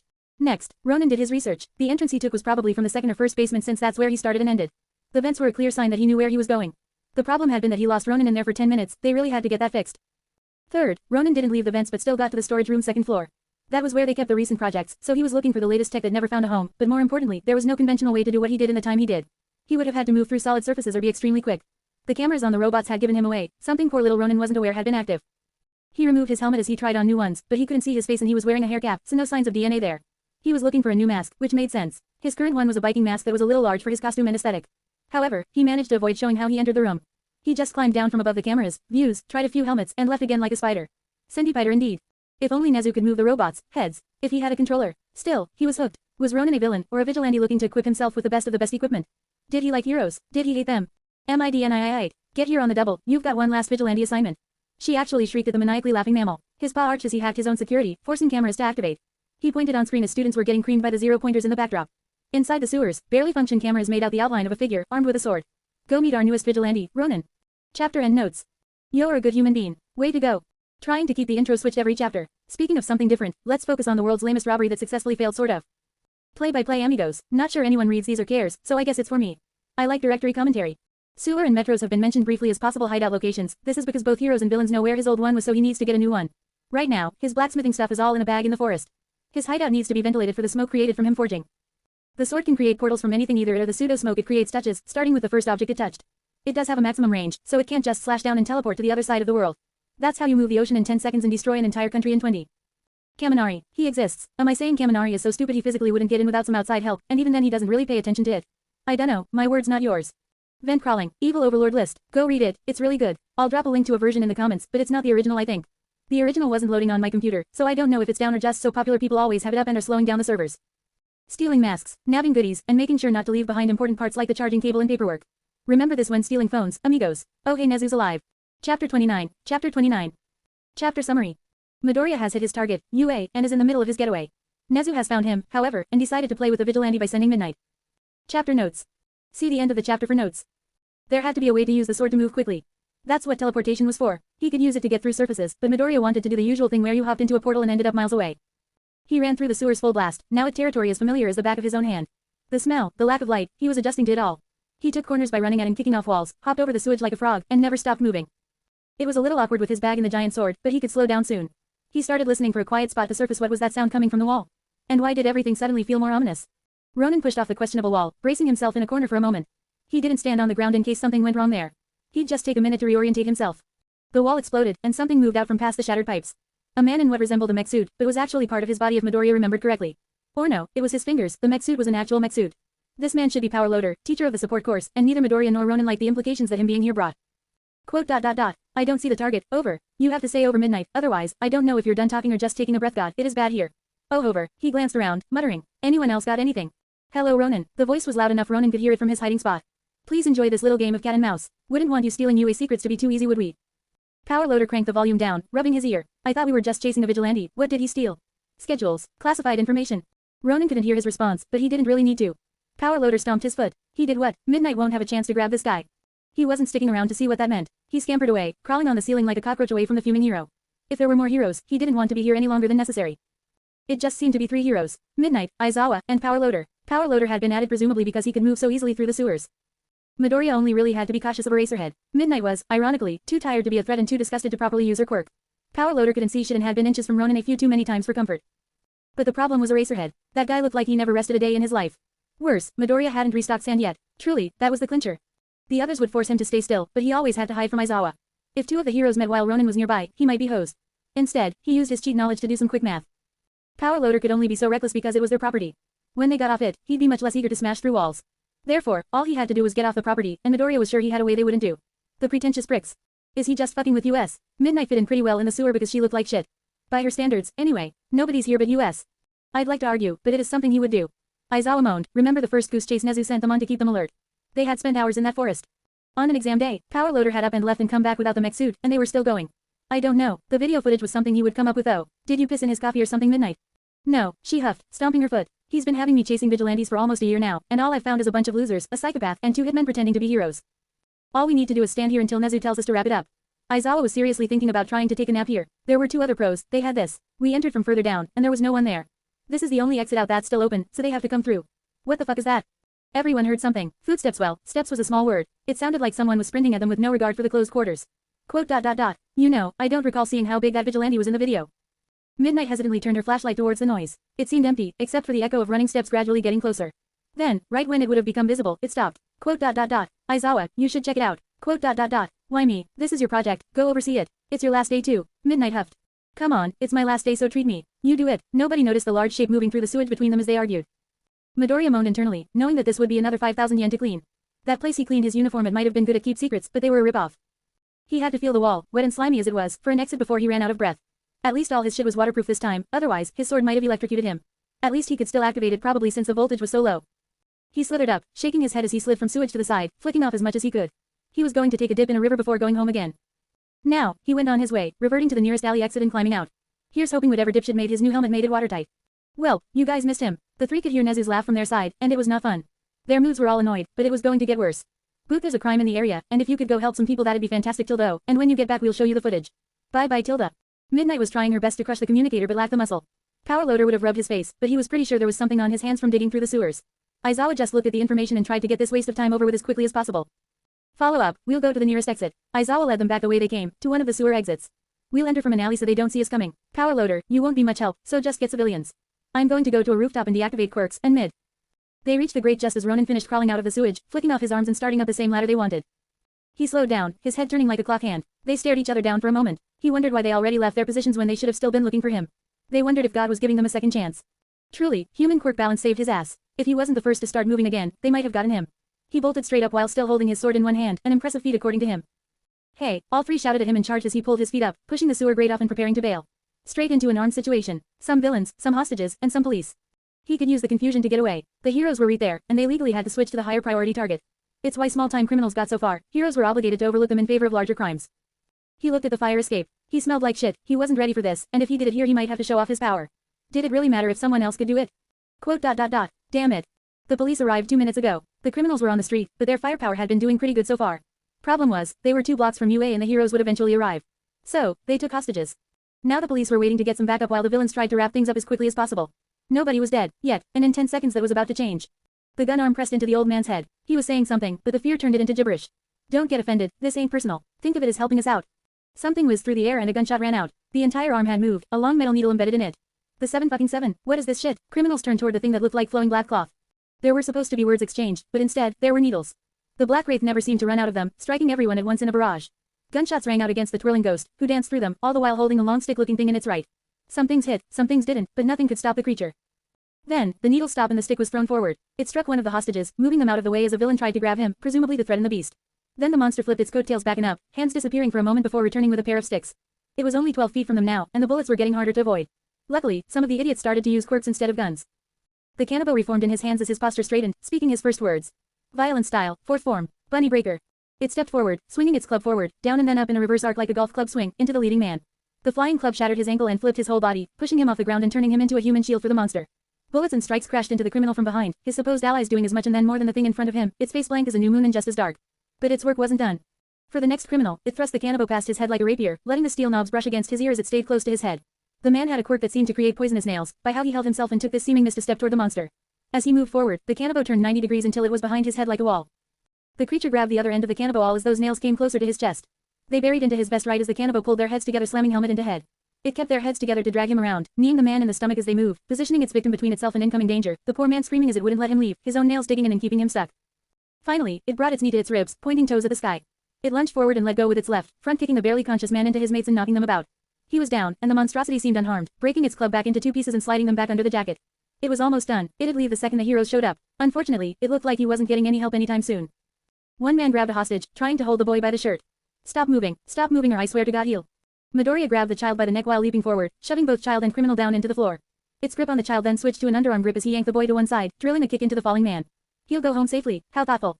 Ronin tossed the child to one side with little regard for him as he kept slamming his heel down on the villain, then spun away as another criminal lunged towards him, a crab pincher nearly scissoring him. He bobbed and weaved, shoving hostages in the same direction, dancing between the criminals while throwing the hostages out of the scene, all while wondering what the fuck are the pro heroes doing. Finally and lastly, some lady and her baby who just wouldn't shut up. Ronin kicked up the discarded stick he led his assault with, spinning it into his usual grip, left hand a little higher than the middle of the sheathed blade. These police should be shooting or arresting, how complacent are these jackasses? He thrust with the sheathed katana into a man's solar plexus, advancing on his crouched figure, and brought the pommel down on his head. Ronin grabbed the villain by the neck with his right, using his form as coverage to separate himself and the woman from the rest of the goons. The police line, go there, now.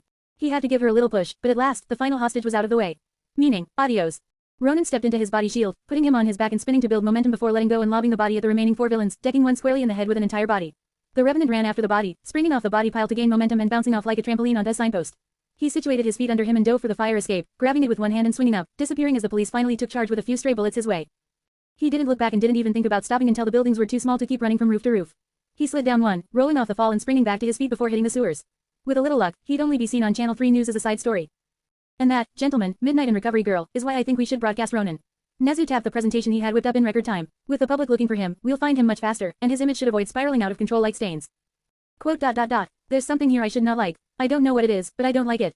Midnight squinted at the board, barely conscious. She just got to sit on the side and slowly knock out the captors while the vigilante she was supposed to be chasing, Ronin, did all the work. How about how useless we looked? Aizawa backed her up. He had been regulated mostly to stopping quirks, but neither the police nor Ronin seemed to notice. He shut off any attempt at quirk use by clocking whoever was trying to use it, regardless of if Eraserhead got that one or not. What was his quirk? Endurance maybe, to go from a robbery to hiding to fighting and then to running that quickly. I'm not sure even Aizawa could do that normally. Power Loader threw in what he saw, with Aizawa shaking his head.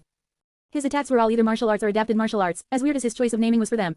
Bunny Breaker, what kind of name is that for someone with a Japanese aesthetic? Aizawa shook his head. Still, we do need to address his fame. President Mike knew a lot about the press, to no one's surprise. If we don't, the news outlets will latch onto him and give us an earful. Play up what we and the police did, minimize what he did if we don't want to be a laughingstock. Most of the staff agreed, still taking nervous glances at the muttering and planning Nezu. 5:4 to 5:5, going to be entering high school, trained in martial arts and strange weaponry. It looked custom, so either there's a new weaponsmith or it's all self-made. Cross-reference martial artists with people who could get these weapons, and then the clothes. Most of the clothes were made from other pieces, so it wasn't some rich person.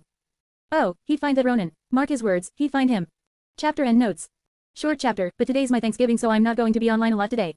This was going to be uploaded earlier, but I couldn't get the notes in, and I figured it wouldn't be the same without them.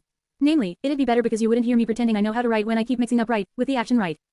Cat and mouse, what's the point? Testing his reaction to heroes in a safe environment. Fighting heroes is fine, but Nezu was looking for as little damage as possible by sending heroes who probably couldn't beat Ronin in a straight fight. If Ronin was a good vigilante, he wouldn't go out of his way to fight them. Robbery hostage scenario. Not much to say, other than boy the police and MHA are useless. All Might was spitting BS, the cops in the show just sit around and block traffic while the heroes do the actiony work associated with being a cop. First scene we see of them in MHA, just directing traffic while a villain rages in the background. Really a fine job, Ai Toshinori. This is short, and it's one of the only chapters I went back and refined. I'm not sure I like it completely, but if I waited to like all my work I'd be working forever. You can polish shit all you like, if it starts as shit it'll end shit. I'm trying to keep moving on and post good works, but we're going to get a move on. This day-by-day stuff won't be ending, but we're almost at chapter 30, and episode 4 hasn't even started yet. Most people don't take this long to reach this point, I think. I'll try to bring back the more detailed fights, and I'll try to take my time a little more. Best of the week, and remember you can't expect everything to be good. Sometimes, you'll get Ronin chapter 15, which has the most comments and I can't tell why. Sometimes you might even strike out and get a chapter 26 my favorite. But sometimes, all you can do is write chapter 29 and hope people like it more than you do. Chapter 30. Chapter 30. Chapter summary. Ronin and Midoriya enlist in school. That's fun, that's interesting, that's, let's be real, most of the time that's boring as balls. Let's watch him fuck this up too. Chapter notes. See the end of the chapter for notes. Midoriya no, Ronin was beyond himself. That incident where he and some hostages nearly got shot. There had been heroes there like he thought. Midnight, Eraserhead, and Power Loader had been chasing him but didn't do jack shit to help him take down real criminals. The fuck did they think this shit was? A movie? You're not just supposed to watch people get popped in the head for being in the wrong place at the wrong time. God, and he let those chicken shit heroes run all over him in the sewers. If he knew they were such bitches, he would have at least chopped a limb off and thrown it in the sewer so they had to fish it out. The news projected the story, with interviews about how they use their fucking quirks to help. At this point, all for one should just take their quirks and put them on signposts for how good they'd be. Realistically, the heroes chasing him probably couldn't do anything to the villains in the street. Power Loader wasn't a fighting hero even when he did have his mech suit, and those criminals had been packing heat. Some heroes couldn't think to wear bulletproof vests, though. Eraserhead might have even used his quirk, but Midnight could have at least ran at them and knocked everyone out before shit went wrong. With thoughts like these, it was no wonder falling asleep was so difficult. He wouldn't be taking any tests for the school he wanted to go to, just a little look around. It was close to something he wanted to see, something that could really help him. Midoriya had already sent his paperwork to the high school, and his whole day in class was just UA this and UA that. A high school wasn't actually very good, it was just famous and big. Way too big, if his easy intrusion was anything to go by. Bakugo was looking smug, and Midoriya was feeling violent. Not a good feeling when he was about to go to one of the most violent schools in the books. If his teachers gave a shit, they'd warn Midoriya, who was the second in the whole school quirkless or not, and tell him to go somewhere else.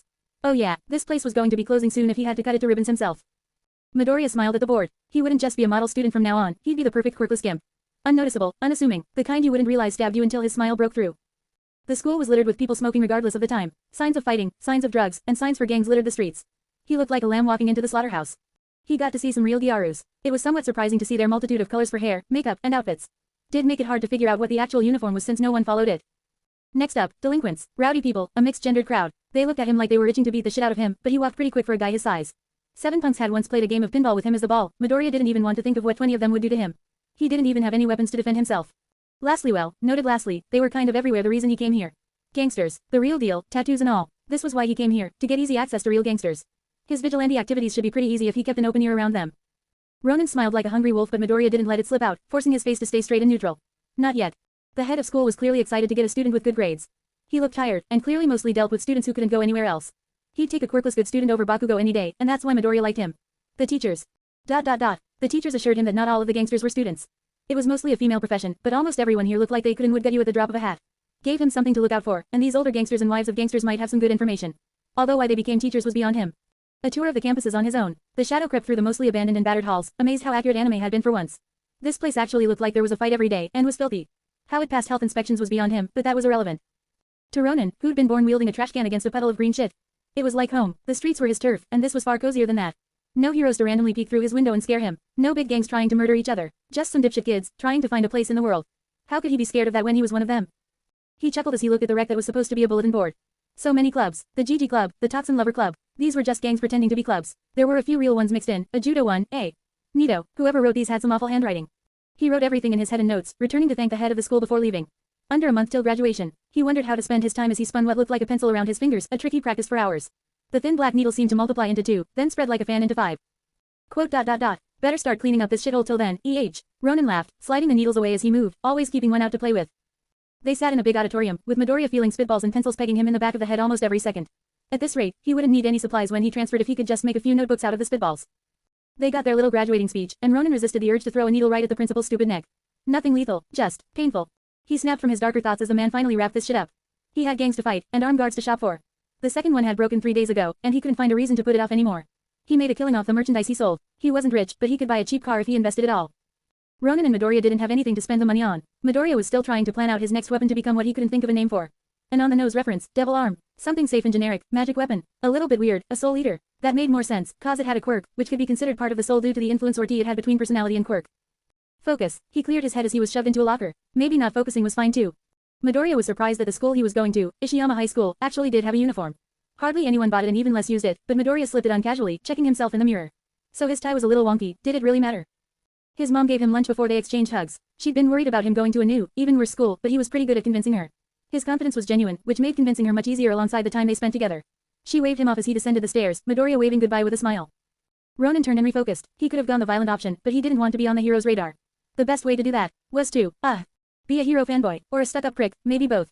Ronin scowled as he adjusted the uniform, flicking the golden one he got to signify his year. It seemed the only thing they did all wear, maybe to establish a pecking order. He'd be on the bottom no matter what year though, experience told him that much. Still, it no longer bothered him. He could achieve a safe, easy job of an office worker or something. A weaponsmith might be more suited to his tastes, but that'd lead back to Ronin, and who would hire him? Then, he could focus his life on helping others, not just fighting, saving lives, as he did in the hostage scenario. He didn't have to fight every battle to win them. Midoriya's smile spread as he walked into the cesspit that was Ishiyama. He went straight past the fighting, smoking, and blatant drug abuse, not bothering to take physical notes yet. It'd be too suspicious. The first day of school though, and already 2 knocked out guys on his way to school. Midoriya checked his schedule to make sure his room and entered, the 5th one there.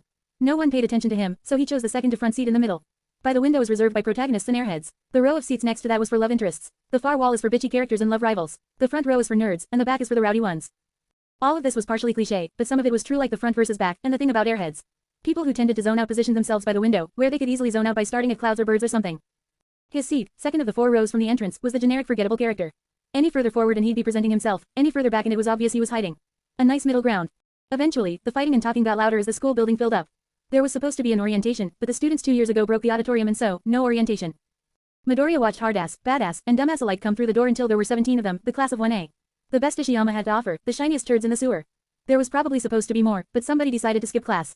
Midoriya guessed 3, by the empty chairs. Alright, listen up you failures. Somebody who looked like he had been smoking his whole life as a profession entered the room. His eyes were sunken and tired. You all know why you're here, cause no one else would take your dumbasses but us. All of you, never going to work an honest day in your lives. Rain in the optimism teach, don't hold back. Roll call. Midoriya set out his notes, writing quickly as the people spoke, getting the names and faces together. Even now, all his classmates got a page. His teacher did too, and it looked like he might see that quirk very soon if people didn't shut up. Alright you sad sacks of shit, I'll write your work on the board. Even you idiots can read, and if you can't, that's today's homework. The teacher lit a cigarette and got to work, his marker quick and clean as a whistle. It was questions over the book's first chapters. End of the week, get it turned in. Any questions fantastic. He didn't even wait, he just left. As soon as the man, who didn't even bother to name himself, was gone the room devolved. Some people were challenging each other to fights, while others were catching up with old friends. Most of these people would have already known each other. 2 guys fought over a window seat, not minding the ever-present sleeping martial art fighting master somehow in high school, who always sat at the end of the window row. The far back signified their mysteriousness, while the window indicated how little they paid attention. His was built like a fridge, not even one of the cool quiet types. Still, nobody messed with him. That is until some dipshit started causing shit with everyone. We're all badasses, right? But who in this room is the badassest? The quiet hit the room like a thunderbolt, and it was deafening. All that continued was the pencil scratching of Midoriya, confused at the assignment. Was that really it? I finished in 12 minutes. I gotta be missing something. As Midoriya double-checked his work, the other idiots began to congregate. Hey, for a vulture you're not bad, bird brain. He's right, this class needs to set some things straight. All of the people paying attention agreed. What, we gonna do it right now? Ascension Snowman spoke, smoking a cigarette. King of the hill, rounds, brawl. They kept going on and on as Midoriya started to do next week's assignment to make sure it was similar and he wasn't missing anything. I did the second one in 9. Something's definitely wrong. They managed to organize an entire bracket and threw all the desks to the side, leaving only 2 as Midoriya mauled over the third assignment, comparing the first and second to it. These are supposed to take a week, right? It's not even halfway through alright, it's about halfway through the first period. How is it so easy? All the minor gangs set their person up. The Gyarus, the fashionistas who just seemed to be the male version of a Gyaru, the fitness freaks, and the violent gangs. There were 4 of them who set up inside a makeshift ring. Similar things were happening throughout the school, as people picked sides. Whoever won would get the run of class, so it was pretty important. No one bothered the sleeping giant in the corner though, and no one noticed the green-haired student who was searching the desk for more information as to why everything was so easy and he was on week 5 of the classwork, or why the book was at a reading level a few grades back. Right as the 4 picked lots on who'd fight who, somebody opened the door. Yo, sorry sensei, a train fell on my ride and it blew up, I swear, yo, what the fuck I miss? The newest student had a scar on his eyebrow and a tuft of purple hair that seemed practically alive. He also wore the actual uniform, albeit incorrectly and upside down like it was a high-collared shirt. Quote ... We're picking the strongest in class. You wanna try running? The late student blinked, rubbing the back of his head. Try running? No way man, I'm too lazy, I only walk. Besides, strongest with something like this. We barely know each other. He stomped on a knocked-over chair, the chair rebounding off the floor and spinning before landing on its legs right as he fell into it. The name's Sinju, quirks rotate. Salt Middle School, and right hand to 7 different strongest in schools. I'd say I'm the best strongest in class picker there is. The other students rambled as the 4 leaders rallied their points. I'm Gina and my quirks flash. I came from, not really sure, the sign has been burnt down for years. The one by Industrial. Why is it all so simple? This is for children in elementary school, not even middle schoolers. Midoriya was getting punked, that was the only explanation. This stuff was so simple, he was getting pranked. Crusher, also Salt Middle School. The high schooler had more muscles than a horse and looked as serious as a statue. Hey, you skipped me. I am you, and my quirk is Sparkle. And that sign, Gina, reads Ishiyami. How'd you forget it? It's almost the exact same as this school. Quote ... What's the name of this school? And why do you keep talking to me? We're in Ishiyama, and my name is you bitch. Pay attention. The Gyaru seemed to be at once dead serious and taking the piss. It was a remarkable balancing act. Quote. I'm Usagi, and my quirk is Hawk Eyes. I come from the streets of Salt Middle School too. Everyone took a moment to stare at the man named Bunny, with a quirk called Hawk Eyes. To make it a touch more confusing, he had a vulture's head and was the one who started all this. Shut up, my quirk didn't come out till I already had the name. The class all had the same thought as they looked at him. That's not the weirdest part. Hey, everybody, we're missing some people, so this system doesn't seem the most accurate, ya dig? Sinju took out a white cigarette and unfurled it to reveal the bubblegum he smuggled inside. Everyone knew chewing gum was against the rules in school, showing off how bad a dude he really was. I gotta throw my 2 pennies in here, ya dig? The hell's a pennies? Don't worry, I say you all be looking at this all wrong. Sinju spun the wrapper on his finger, admiring it. Everyone wanna be the strongest, but no one really knows what that means, ya dig? What's that supposed to mean? He let this sink in by blowing a bubble, leaning back in his chair, and trying to kick his feet up on the desk he didn't have, instead flipping forward and landing back down in the middle of the room. He didn't even flinch, to show how cool he really was, and chew the bubble he made. Strongest, like the strongest body. That's genetics and time spent at the gym. Strongest, like the strongest quirk. That's even more luck. He raised his finger, spinning the wrapper faster and faster. All that's useful for a fight, sure. Strength makes you strong, who fucking knew, am I right? But in places like this, there's a strength even greater. His whole body spun like he was breakdancing, spinning him up and onto his feet as he confidently stood in the middle of the class, building tension like a master. Everyone, whether they liked it or not, was listening even if they were pretending to sleep. Not if they were having an anxiety attack by being done with the first 7 parts before first period was done just by comparing the homework and carrying over his work, however, then they were still blissfully unaware of everything. Real strength in a fight isn't how much you can dish, it's about how much you can take. Why back quote all. Not the body though, the mind. You got that unbreakable focus, you fucking unbeatable. He jabbed his own head, which was bleeding from falling on his ass, but kept right on preaching. So all we gotta do is figure out who's got the greatest focus and shit, right? Usagi said. Yeah, Usagi actually, you got a nickname. It's kinda hard to take you seriously. What you talking about? I'm a delinquent. Course I do. What delinquent doesn't have a cool title? He stood his straightest and coincidentally pointed his thumb into his chest. They called me the salmon, cause I went against the currents. Everyone stared at him for a moment before nodding. Alright Usagi. Still, we need a method to figure out who's got the most. Ain't this Will? We need a method to find out who has the most willpower. Crusher spoke as loud as he looked, and the refrigerator sleeping in the corner mumbled something. Now I might not have my own group, but I got my own person I wanna submit, and it ain't me. Fuck that leading shit. To show just how badass he was, Sinju put the gum on the back of his head to stop the bleeding and drew out a switchblade, flipping it open to reveal another piece of gum instead of a blade. This was the real shit, so sticky it was impossible to remove. Only real badasses smuggled it into school. Oh, one of us. I'm flat at Soji. Shut up you Gyarutwa. You couldn't even pour water out of a boot if the instructions were on the heel. Are you even trying to learn our names? Gina and you seem to have a history, judging by how the sides reacted in almost standard to each other. Even their lackeys seem to have their own standard practices against each other. Still, Sinju continued on with his speech. I am talking about someone who ain't stopped flexing their willpower on all of us since I walked in, and I bet even longer. He was going to blow another bubble for dramatic pauses, but they had done it for him. There's only one who's got it down. Quote. The teacher who gave up on us before we could bully him. Usagi guessed. Someone in a different class. Crushers threw in his 2 cents. Me, you're so not me, I'm not saying that you stupid bitch. My name is YU. Those two weren't even on topic. The person I'm talking about is Tilda. He raised his hand to the sky and then spun, pointing at the vigilantly working and confused Izuku Midoriya. That guy. Everyone took a second to acknowledge him, figure out he was a nerd, then burst out into laughter. That guy, he looks like he could barely rack my weight. Seriously, studying, here, what's the point? His fashion sense is awful. Hey, don't say the same things as me. Look closely again, ladies, gents, and that bear in the corner. He spun around like a ballerina as he moved to the desk before slamming a hand confidently down on it. Not only has this guy been studying the whole time, but he's also the only one who didn't care about all this strongest shit. Look at this green broccoli looking shit. Any of Y backquote all recognize him. He looked out over a sea of shaking heads. That means this guy isn't here cause he's from some shit school. This bad boy got sent here from somewhere else for some bad shit. The crowd was beginning to see his point. But that nerd's studying right now. How tough can he really be? How tough can he be? That's a great question, friend. He took on a philosophical look only outdone by the gum falling off and the bleeding restarting. A wise man once said that when you see a lion resting among a bunch of rabbits, no one thinks anything of the lion. But when one lone rabbit is chilling in the middle of a herd of lions, you see that shit and think damn, that's one badass rabbit. Everyone was now partially convinced, so he laid out his real reason. Plus, if a nerd's in charge, who's gonna stop us from doing what we want? Now everyone was cheering to have a nerd for a leader. Plus, as the figurehead, anytime someone had a problem with them he'd get beat up instead of them. It was truly the best. They all cheered as Sinju collapsed, giving a weak thumbs up as he was carried off to the nurse's office, the hero of 1A. At what was now the front of the class, since all the other desks were thrown to the sides, Midoriya rubbed his head. Why is this so boring? Chapter and notes. Last chapter was short and dry in my opinion, here's one that played more to what I like. Sorry if it breaks pace, but I really enjoyed writing this. Play by play, starting at the recap. Midoriya reacts to the events, investigates the school he's going to be attending, and graduates from middle school to high school. There are some slip-ins of something a little darker to keep this chapter from feeling too cheesy. The school itself is based to be cheap, run down, and small. What isn't broken already is under assault to fix that problem. It's based on most generic fighting schools with absent teachers since the school itself isn't the focus and I didn't want it to be too distracting. The fellow students are based on a mess of things, which gets to something big in this chapter. I physically can't give all the references for all the jokes I put in here. Just appreciate in your heart of hearts the ones you get, and maybe share them if you want some other people to get the references. We're not gonna spend a lot of time in Ishiyama High School, so I'm not going to go into it very much. However, the next few chapters will be placed inside it, since it's kind of important in my opinion. Still, you can't get opinions without jamming pie into an onion. Chapter 31. Chapter 31. Chapter summary. Midoriya has been elected as the strongest person in the class not by his own authority, he doesn't even know it yet and first period has just finished. Midoriya is supposed to be here until lunch. Chapter notes. See the end of the chapter for notes. Midoriya developed a million-mile stare of pure confusion. Second period should have started by now. So, where's the teacher? The weirdos around him had stopped forming major groups and were back to doing whatever they liked. The gym buffs had started moving equipment into the classroom, the gangsters were all sitting in a corner smoking, and the gyarus and fashionistas were sitting on either side of him, spreading rumors and glaring at each other. At least the refrigerator was still sleeping. He entered the double digits for his work. If this kept up, he might finish the whole year's worth of work on the first day for the first period. He had gotten up twice to search for the prank camera he was sure someone hid somewhere, but could never find it. Third period came at least in. Midoriya checked the clock. Third period was here, so where was the teacher? This was his last period of the day in person, and hardly anyone showed up. People from other classes started to mingle, some coming to their room and some of their room leaving. The gangsters and punks vacated, while the competing fashionistas and gyarus grew as they glared each other down. Midoriya remained largely unaware of this as he planned what he wanted to do. Maybe mingle with some other quirkless people. No, most of them don't go here, they go to places with basic education. The place I pick is for bad students, not gimps. So, you're the boss of 1A now, right? Usagi the Salmon the Vulture laughed, shaking his head. Nah, we got some nerd as the boss. That way, he'll never give us any orders and even if he does, we don't have to listen. The others nodded in amazement. What faction the nerd in? Chillers, Tatsun lovers, ... GG. Usagi laughed, waving an arm to dismiss these thoughts. That nerd ain't from nowhere, and all he did 2 periods in a row is work on the homework. What a loser, doesn't he know why we're here? They all laughed at the idea. Shit, my cigarette went out, who's got the lighter? How do you make a cigarette go out on accident? Man, shut up and pass the damn lighter. Midoriya ate his lunch at his desk, literally surrounded now by strangely dressed boys and girls arguing with each other. At least it made his quirk notes really easy, even if it was a little big for just his class. If he fished a little bit, he could still find his classmates as they used their quirks. Gina and Yu seemed to have identical quirks, both creating bursts of light at the other.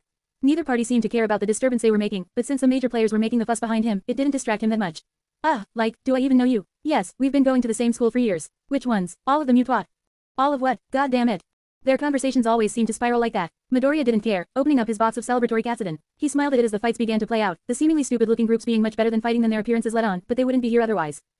As the brawl played out behind him, Midoriya ate slowly, relishing the food. He had gotten to help prepare this food, and he had to say it tasted pretty good. He was really improving on preparing vegetables. He held up a piece of meat, smiling at it right as someone was thrown into him. Midoriya was sent up and over his desk, watching as his last piece of Katsudon sailed through the air gracefully. All the time, energy, and patience he had put into them. He had gotten to eat most of it, but for his last piece. There was a flick of the wrist before Midoriya hit the floor, only barely rolling out of it. It wasn't as painful as it looked, but he didn't want to show off. He just wanted to be as unnoticeable as possible. The Gyaru who had hit him and the fashionista who hit him didn't even look at him, let alone apologize. The Gyaru was in his class, unfortunate for her. Midoriya made a note and went to the teacher's desk, pulling out of it a black needle-like chopstick with a suspiciously sharp end and the Katsudon piece skewered on it. He pulled it out of the wood and wiped it off before eating it, relishing in how unnoticeable he was. Everyone was so busy with their own things, nobody bothered him.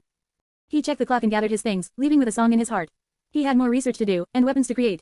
Little did he know that, of the classroom, one person had seen the precise throwing of chopsticks and had taken an interest in the small boy. The online schoolwork went quickly for Midoriya, especially through the power of his good friends Mr. Calculator and Mrs. Google. In under an hour, he finished all the work for his school week. On the first day, it did at least take longer than the work given in classes. Still, it seemed consistent across the board, so maybe that was more about the level of students who would be doing this homework. He put away the last of the materials, having already decided what to do next. It was time to make something that would benefit from his accidental stacked quirk debt. His next possessed item would be something with range, something he'd been scared to use in case he accidentally killed someone but he could now avoid with quirks. He wanted some handguns to add to his repertoire. Right now, there were 2 problems with learning gunplay. Guns were very hard to get legally in Japan, and there were almost no gun ranges. Using one was illegal, and since it was so loud it wouldn't be hard for people to find him. Both of those could be circumvented with quirks, however. A quirk to create my own energy bullets would be great. No reloading, no buying more bullets. Then, the second quirk would be for a second gun. Midoriya checked his notes on what he knew about gun parts. He might want to try assembling one before he got ahead of himself because building it came with its own set of problems. Quote ... I need a new hideout. He rubbed his face, groaning. He hadn't been finding anywhere promising yet, but he had to face the numbers eventually. It was time for some hardcore scouting, and it would help him test that mobility he always wanted. Midnight and Aizawa were resting in the teacher's office for their break during lunch. They had really grown close over the last year. Nothing like hard work, mutual suffering, and shared hatred to bond people. Quote ... Is Nezu still chasing Ronin? Aizawa slurped his juice packet. Yup. Quote ... Come on, he's not that impressive. We just were a bad match. They were still getting shit for Ronin's debut. Power Loader wasn't in uniform and wasn't that type of hero, so he got less of it.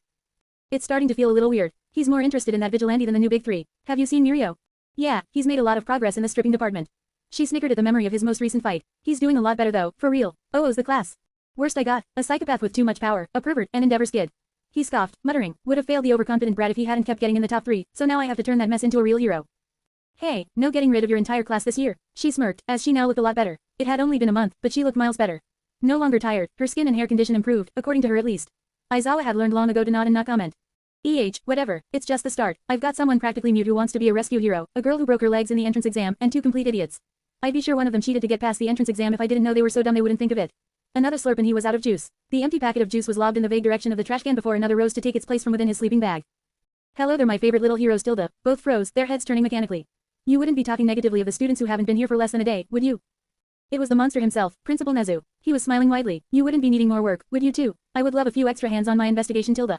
No, they coughed, reformatting themselves. No sir, I'm quite busy you see. So busy I have to leave. Right now, goodbye. Aizawa hobbled away, sliding out of his bag and basically abandoning her to the monster. Nezu took a slight step between her and the door. Well, you didn't leave so you can't be too busy. Thanks for volunteering. He smiled at her while she screamed for help, cursing Eraserhead. She thought they had something, damn it. Ronin stood atop a building, adding another X to the list. He needed somewhere where no one would notice him or bother him, big enough to put his fort in, and still have room to train. Everyone he went to either already had a gang or was too populated. Midoriya had been researching as hard as he could, but still hadn't pulled out any clever or secret locations. Now, he was sitting around and thinking, could just outmuscle the gangs, but that might spiral out fast and end up with the location being unusable. All it takes is one idiot with a grenade and the location's compromised. He rubbed his eyes, trying to think. Big, and someplace no one would investigate with no gangs. Or at least no real gangs, some small ones would be fine. Like the ones in schools. His eyes snapped open. Heroes usually didn't investigate schools, there was too much legal tape. And he knew of a school that was falling to pieces with tons of empty rooms, and a certain building no one used. The hardest part would be gaining permission to use it since anyone who looked for Ronin there already knew who he was. All I need is a reason like a club. The pieces were coming together in his head. No one there gave a shit about playing by the rules, so who'd crack down on a club with one model student as its member? He could even make it blacksmithing or crafting so he didn't look suspicious. He came early the next day to check about the work and make sure he was doing it right. Bright and early, he knocked before entering the teacher's lounge. There were all their stations in a row, and the room was filled with cigarette smoke. 3 teachers could be mistaken for delinquents, and one of them was his homeroom teacher. He stood to one side, waiting for them to notice. Shit, you scared me, what do you want brat? Looking for a fight? This was a school, shouldn't they at least pretend to be teachers? No sir, I'm coming to ask about the homework and starting a club. He put on his best cheery smile. One of the teachers muttered, let me guess, how can I shove it up your ass? What is it, Midoriya? He snuck a glance at his board, showing he hadn't even tried to learn their names, but that made all of this easier. The less he remembered Midoriya, the better. I'm finished with this week's assignment, and was wondering if you could tell me how I'm doing. I also would be interested in starting a club for crafting things. Another application for his winning smile as he offered the papers for weeks 1 through 3. His teacher, Mr. Kemery, read over his work, his eyes adjusting as he flipped through the papers. I'll look over it should be ready by lunch. The papers for a club are. Shit, Garasu we still have any? No, Kendo fuckers took them all. Just send him to get them, he's got legs. Try not to take too much pride in your work here, guys. Alrighty, where's the Kendo club meet? Keep on smiling, just stay positive. Kill them with kindness Midoriya. Outside, building on the right when you come in, the one with holes in it.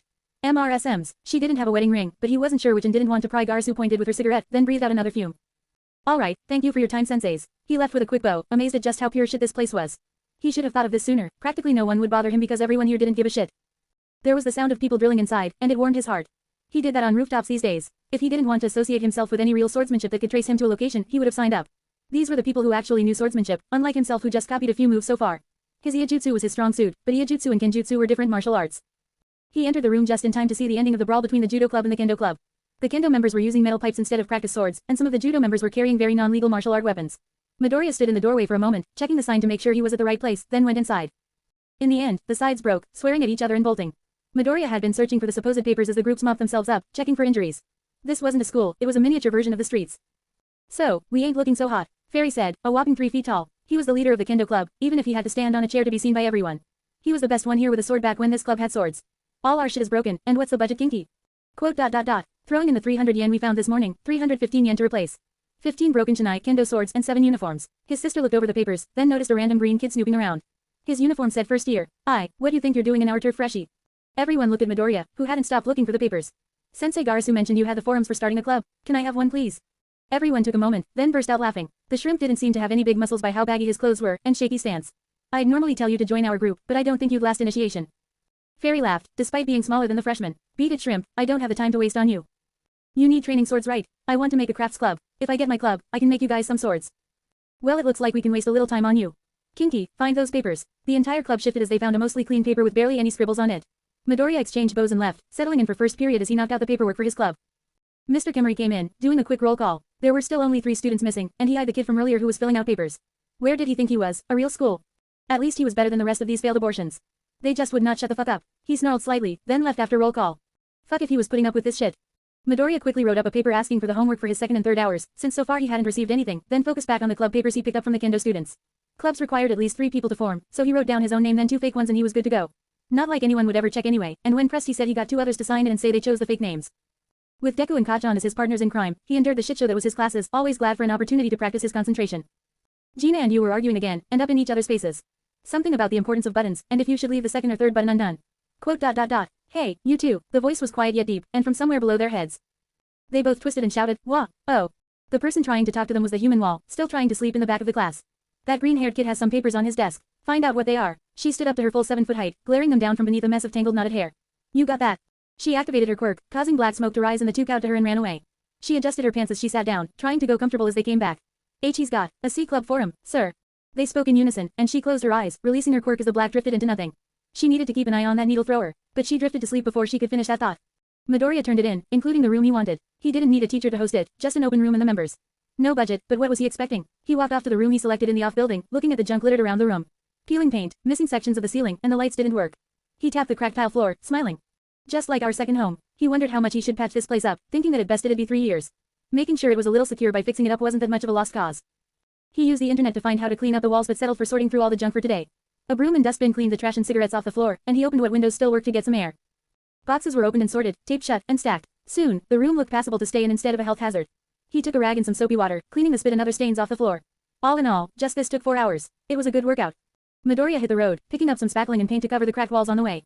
For what he wanted to do, he wanted to make sure the walls were heat-resistant, and what better way to ensure quality than to do it himself. He placed the paint and spackling with his smithy tools and the materials he wanted to bring in tomorrow, as well as a spare notebook for over there. Then, he had to go do some parkour with a sleepy kid at a gym. Had to keep it consistent. Dragging all his shit from his old hideout to his new school was a great workout. It weighed half a ton, but most people weren't even heading to school when he arrived. He had to set up his old stuff, and he didn't want to be distracted. Before that though, he had to fix the room. The curtains had to go. They might catch on fire if left alone. Next, the lights that didn't work. He tried a few other rooms before realizing it was just most of the rooms in this building. He'd have to mess with the fuses, something he'd done in reverse before. Looks like he was going to practice his electrical work too. By the time that classes had started and Midoriya was in his chair, he had figured out all the new things he'd need to buy to keep it working. Hadn't started to get his actual stuff out, but it was a start, one step at a time. The teacher came, did roll call, and gave them all a look before leaving. Some people were brawling all through attendance, it was unreal. Midoriya worked his pencil on his journal, listing what he needed to do. Install the furnace, fix the lights actually, might replace the furnace now, it's a little small. He noticed Gina and Yu robotically walking up to him like they had yesterday. This time he switched to normal papers before they got to his desk. What are you doing? They spoke in unison again, kind of creepy. Quote ... Homework. Their eyes were blacked over, and strange black smoke radiated off them as they turned around and went back to the big guy sleeping in the corner. Maybe his quirk activated when he was asleep, but why was he interested in Midoriya? Midoriya hesitantly continued glancing over irregularly. Gotta make those 15 practice swords, but I'm not sure what the materials are. Leather, and something else. Probably bamboo, nothing too hard to get. I should be able to crank one out tomorrow. Leather and woodworking are both pretty useful, it'll be good practice. It's weird, going to school was teaching him but only in ways he was pretty sure it was never intended. He finished his notes over the sword, researching what he'd need to make it. It didn't seem too hard, he could probably crank them all out over a week. His homework was all done, so now, fixing the walls, and woodworking. Today would be fun. Eiko woke up to the alarm she set. She got plenty of sleep to make sure she was well rested, but even now she wanted to go back to bed and let that be the end of it. Still, she rose from the desk with her usual hunch posture, hiding her actual form in a mess of jackets to replicate blankets. It was just so warm. Tilda.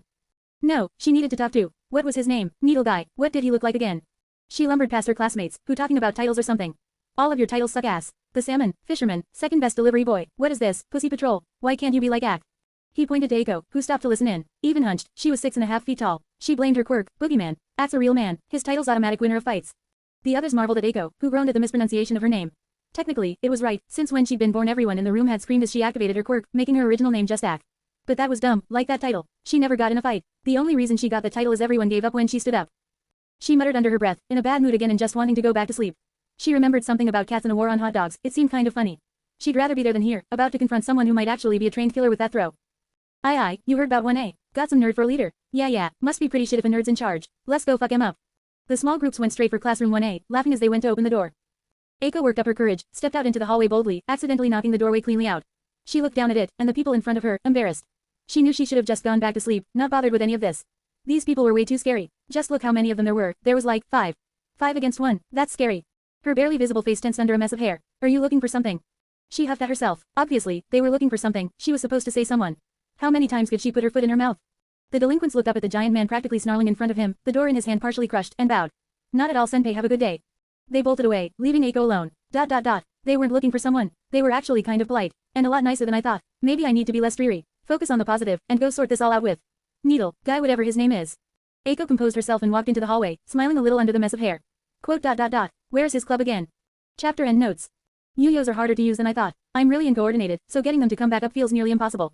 Still, things I'm somewhat coordinated with is rambling while writing. Oh well, to each their own.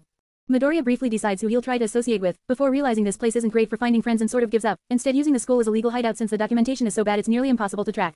That leaves him a room to fix up, something fun while we set up the USJ incident, the next big plot point in the canon. I'm not sure the original timeline, but I refuse to believe on principle alone that they got attacked by villains on the 3rd day of school, so I'm adding a week between the team battles and the USJ incident. We should see it starting up next chapter. And just when Midnight thinks she's done, she gets roped right back in. It's like a ball and chain, you can run but you can't get away. Just checking up on them, someday we might even check up on the other vigilantes again. Someday. Midoriya cleaning the room doesn't have much to talk about other than don't forge indoors. It's not good, and that's what Midoriya has to modify the room to do. Kendo exists and lets us explore the school a little better. A lot of schools with kendo or judo clubs have their own separate building, and that's what the judo and kendo club are fighting is over. Whoever wins gets the building. Eiko is a stereotypically feminine name meaning prosperous child, but it was chosen because it sounds like a scream. As briefly mentioned, when Eiko was born her name was originally just screaming. Her quirk is called Boogeyman and is named after a combination of the physical traits it gave her and its effects. In case anyone is confused, she is the person sleeping in the corner who everyone thinks is a guy and describes as a refrigerator. Will Midoriya get some friends? Won't he get some friends? Possibly, but for now, we all should probably focus on the kids about to get smoked by Shigaraki. Hope they're ready to get rocked. Chapter 32. Chapter 32. Chapter Summary. Midoriya is fixing up a room to serve as his base and to make his supplies from, inside his school. After he finishes fixing the piece of garbage up, anyway. Chapter Notes. See the end of the chapter for notes. Midoriya didn't go home that day, instead ducking to an electronics store to get the parts he wanted to fix his new hideout theme and club room. He emerged with a few fuses. He'd probably only need one to fix the electrical problem in the club room, but it was always better to be safe than sorry. One light jog later and he was back in the room, checking that all the electricity worked again. Satisfied, he finally got around to the walls. The walls had been put through the wringer. The paint was peeling, cracked, and faded. There were holes in it from things Midoriya didn't want to linger too long over, but all of it had to be dealt with one at a time. He took spackling and plaster to patch up the cracks and dents, then left them to dry as he began to work the bamboo. 15 swords were in his future, and they might be good to practice with. He got to cutting the sections to size, humming as he worked. It was brainless as long as he followed the plan, meaning his mind had time to wander. Could install my own lock in here. That should keep out most of these idiots, and give me some peace and quiet to work. In under an hour, the wood was cut to shape. It'd be next week before he could start working on painting anything, so it was best to tackle the current problem. Already, his notes outlined everything he'd need to do to make the kendo swords. He'd already done the first part, cutting strips of bamboo to the right lengths, and next up was bringing it all together. The second part was the white suede, the leather-like strips that held the bamboo pieces together so everyone could pretend it was a sword. The white suede for the handle and tip only took a few quick stitches and cuts, then all that was left was to muscle the sword pieces together. After the tip and handle were fitted, bands were placed to keep the wood together, and the handguard in place, all that was left was to tie the tip to the handle. Midoriya got 2 swords per piece of bamboo and had 4 pieces. One would be for tomorrow, but he still got 6 done, and about enough white suede for the whole project. Didn't take that long compared to working with bone. He'd deliver them in a minute, no doubt the kendo club wasn't actually in class. Some of them might be in his class but never attended. He finished setting up his things. An arc furnace, a clamp, an old slab of metal for an anvil, hammers and spare pieces. He stepped back, looking over his creation. It was starting to look like a real base. He carried his 6 stick things over. They had a real name Midoriya had looked up during class, but he had forgotten it. If someone started saying these sticks' real name to him, he could have remembered it, but it wasn't that important in the grand scheme of things. He knocked on the door before sliding it open and coming in. 6 of 15 sticks, made today for one Ishiyama Kendo Club. Any takers? He held up the bag with the completed kendo swords inside. It didn't look too hot inside, but that wasn't his business. The members turned, still holding random sword-like objects instead of the real deal. Already, what are you, the North Wind? Fairy shouted at him as Kinky took the bag and looked over the swords before handing them out. These weren't pre-made, were they? Nope, he had been hoping to make some old-fashioned samurai armor with it, but he'd survive without his bamboo plates. Still, he had to order more anyway, so he'd at least be looking at half a stick of bamboo. Thanks for helping me make a club, but I gotta run. See you next time some swords are done. He left as quickly as he came, marveling at the pink trees in the winds. How they managed to last so long this year, he didn't know, but whatever it was warmed his heart. He left school, looking through his phone for heroism events. All Might's teaching at UA. How the fuck had he missed that? Sure, he hadn't been checking the news every day, but still. That was a piece of major information. He rubbed his head, muttering as he went alone. Was that why All Might had been in Japan? It was early, but it could be. He moved along in the news, seeing a hole rusted through UA's wall. Now that was pretty impressive, and right on the front too. How'd they let whoever do that? Midoriya thought they had security cameras or something, but apparently not. Checking out the story, seemed that the perp had been covered by the news stations trying to get inside UA by just walking in and hadn't left. Idiots made for great alibis, they didn't even realize they were being used. He stopped, wondering why he was going to UA, why bother being interested in fake heroes, or in a place that spat out fake heroes. He wasn't welcome there, especially after he got the helmet from them. Nezu had spent weeks on some theories, but he had to say the Ronin incidents were taking the cake. So little evidence, and what was there made no sense, so it was even worse than just not being there. He could have spent hours doing this if he didn't have a school to run. Right now, he's at a minimum in middle school and a maximum of high school. Seems to be physically skilled, but that could be his quirk. Great reflexes, but that could be his quirk. Lots of martial arts, but once again, there was too little we know about him. What if we start as if he had no quirks, trying to figure out who that could be then spiraling out? A good place to start would be martial arts. The Ronin seemed to be familiar with martial arts, and perhaps his reflexes came from training his martial arts. Oh yes, gender was an even better place to start. The Ronin was almost certainly male, shown by his body ratio and voice, although he still seemed to be growing. This Ronin was likely to be young. The Ronin knew about UA's storage and how to get through their security better than the idiot today who set off every alarm in the books. Ah, but that person probably wanted to set off the alarm to distract us so a different player could come in and focus Nezu, one puzzle at a time. The Ronin seemed smart, but he was also pretty brave to take on UA's security, then defeating villains while he was supposed to be escaping said security. He even bolted as soon as the hostages were gone, implying he knew how heroes worked and that they'd have to stick around to stop the villains while he ran. This was very good knowledge, something some third years nay, some heroes in the field didn't know they were supposed to do. Finally, his items. It could all be stolen like the helmet, but it seemed a little poorly made for that. Like most vigilantes, the suit was probably custom tailored for him, but his seemed to be putting the home into homemade. The parts were actually sports equipment painted black, and some pieces like his arm guard were broken. This put Nezu's image of Ronin as not rich, which was strange. The martial arts usually meant he hired someone to teach him, but the low budget clashed with that. Well, there was one thing that wasn't low budget. Nezu was actually clueless how no one recognized that Ronin had been swinging around a sheathed katana. Come on, his name was Ronin, it just made sense that he'd have one. But the name Ronin caught the interest of a certain heroine. Maruko was rearing for a second round, vowing that she wouldn't let him off so easily now that she knew he was such a threat. Doubly unfortunately for Ronin, Nezu believed Maruko had a great chance of finding the vigilante and passed on some of the information he got, like his recent movement in her hometown, Hiroshima. Well, his movements were closer to Hiroshima than UA. His time had matched up with being a student until recently, only coming out after schools and work ended, so it was highly likely he was employed even if he was outside of Nezu's estimated age group, but there was a keyword in there. Had. Today, there were reports of some mysterious cloaked figure moving across the rooftops. Where he was going was a confusing line of nothing interesting, but Nezu would be more interested in knowing why he was going right now. Another drawing dimension cut and he surged forward, teleporting across the gap. He'd fallen twice, quite painfully, but managed to catch himself or roll out of it. He was starting to get how drawing dimension cut worked. The longer between activating the quirk and the cuts, the further the jump, maxing at 10 meters for 2 seconds. It could enforce him inside walls but would let him run straight into them like a cartoon character. Getting to go straight forward was nearly impossible, but provided he was calm and not dying it could be advantageous. It might be hard to predict for him, but for someone who was fighting him, it became nearly impossible. Now, he rested atop the crumbling building, enjoying the wide view. He could see so much better with the new helmet, regardless of if he could get all the minor things Yue put into it to work. He still couldn't figure out how to charge it, or why you would need to. For him, it was just a damn good helmet. He stood over the edge, watching the people pass beneath him. Somewhere around here was a bunch of heroes, waiting for probable cause to enter a house. He finally spotted the police line outside of a building, and the multicolored morons in spandex. Probable cause, he could give that. The black dot teleported most of the way but physically hopped the last 2 roofs. It was, after all, trying to get spotted by the heroes. Vigilantes entering the scene had been a long-standing reason to enter a building. More so than doing good, at least this time, this was easy experience for his teleportation. He'd be coming in from the roof while they came in from the ground floor, it was a win-win. Ronin heard the first telltale shouts as he landed, the people below finally started noticing the strange jumping man on the roof. He landed on the roof, smiling as he made his slash in the roof, then stood there for a moment doing nothing. Eventually, some quirk attacks and good old-fashioned bullets came out of the portal. Midoriya picked up a sizable rock, tossed it twice to check the weight, then hurled it straight below him and shut the portal. He could still hear the gunshots at the hole in reality, even after it closed up. He snuck a peek over the ledge downward and saw that the heroes were finally moving. His work was done. He made sure the people below him couldn't see before he used another slash to teleport 10-ish meters away. He left by only teleporting so that the people below couldn't see him leaving. Once there were 20 buildings between him and the heroes, he stopped and checked his handiwork. It only took a minute for the heroes to start coming back out with the perps in cuffs. It was nice to know he played even a minor part in it. He disappeared, getting more practice thinking with portals, and teleporting himself straight into a trash can. Ronin still went to the US section of the sewers. It was good practice, moving around in the cramped quarters. His footwork was becoming better at moving across the slick stone, and he had most of the paths memorized. He used his super magic sword as a flashlight now, as dumb as that felt.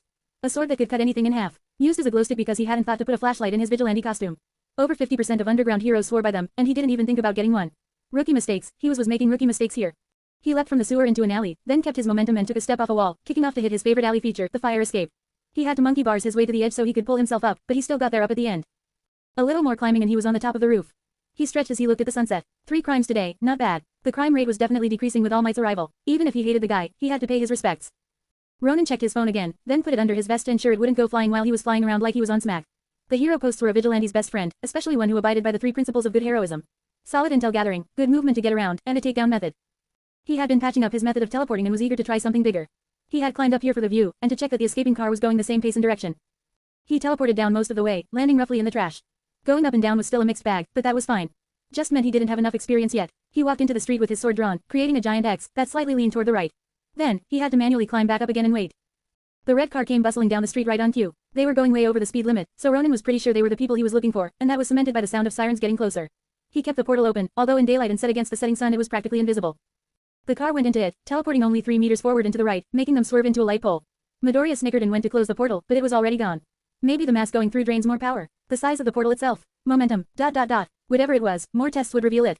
He switched out batteries again, second time today, adding the dead ones to his collection. The police arrived and easily arrested the confused criminals, led by a hero dressed as a knight. Quote ... Ingenium, right, the turbo hero, looks like I was just overkill. Ronin spun his sword to show off to himself before sheathing. Still, no matter how much extra they used to take down the criminals, they still took them down. That was the goal, after all. He rolled his shoulders and walked away from the ledge, then took a running start to gain momentum as he started to fly across the rooftops. And as something revved behind him. Stop right there, Ronin. It took him a minute to remember that was his name, and that instead made him run faster. You can't outrun me, you know. His movements might not be perfect, but against Ingenium, he looked like an infant trying to walk. Ingenium caught up in an instant, taking dozens of meters per step. He can go the speed of a car from a standstill in an instant. Outrunning him is destined to fail, but that car had managed to lose him, so there is a way to do it. Midoriya cursed himself for not making those caltrops yet, but the plaster still had to dry and he couldn't paint over it yet. No way could he forge in there. Actually, that might have sped it up focus. Pretty talkative, huh? Ingenium nearly ran him over as Ronin slowed and adjusted course, kicking off an air conditioning unit to get some room and... Where'd he go? Ingenium had kept going straight when Ronin had tried to adjust, planning to turn this into an up and down obstacle course, and was barely starting to turn in Ronin's direction. ... He's bad at turning, I can work with this. Ronin stalled as he began to dance away, analyzing Ingenium. In a straight line, he's unbeatable. I just have to remove as many straight lines as possible, and I already know where that is. Ingenium leapt across the rooftops toward him as Ronin switched his sword to his right hand, throwing a needle at his body as he leapt forward, rolling past him. Petty tricks aren't going to beat me, Ronin. The bow shuriken isn't strong enough to pierce his armor. There goes my favorite annoying tactic. He sprang from his roll and fell off the building, pushing off the wall and rebounding off the fire escape, spinning and rolling out of his fall. Ingenium didn't have to take such an annoying route since he could practically fly, going straight for Ronin as the vigilante dashed for his third home, flipping over the sewer grate. No you don't. He got shoved away from the sewer, Ingenium having actually dived for the sewer grate. Ronin seemed to live in the sewers, and it was definitely his preferred escape route. Plus, down there, he wasn't sure he'd be able to fight a normal criminal and then sewers, let alone Ronin. He kicked at the vigilante but Ronin just danced past it and ran past. Ronin was completely silent but kept on moving. Did he already know where the next one was? He was running away from the police and his sidekicks, who were finally starting to catch up. This vigilante had an excellent sense of movement and was pretty good at positioning himself. They barely exchanged attacks, but judging by that sword Ronin could do some damage if he wanted. Don't you want to stay and talk a bit, Ronin? He flew towards him, throwing the worst possible punch, the one Ronin lived for. The overhand right.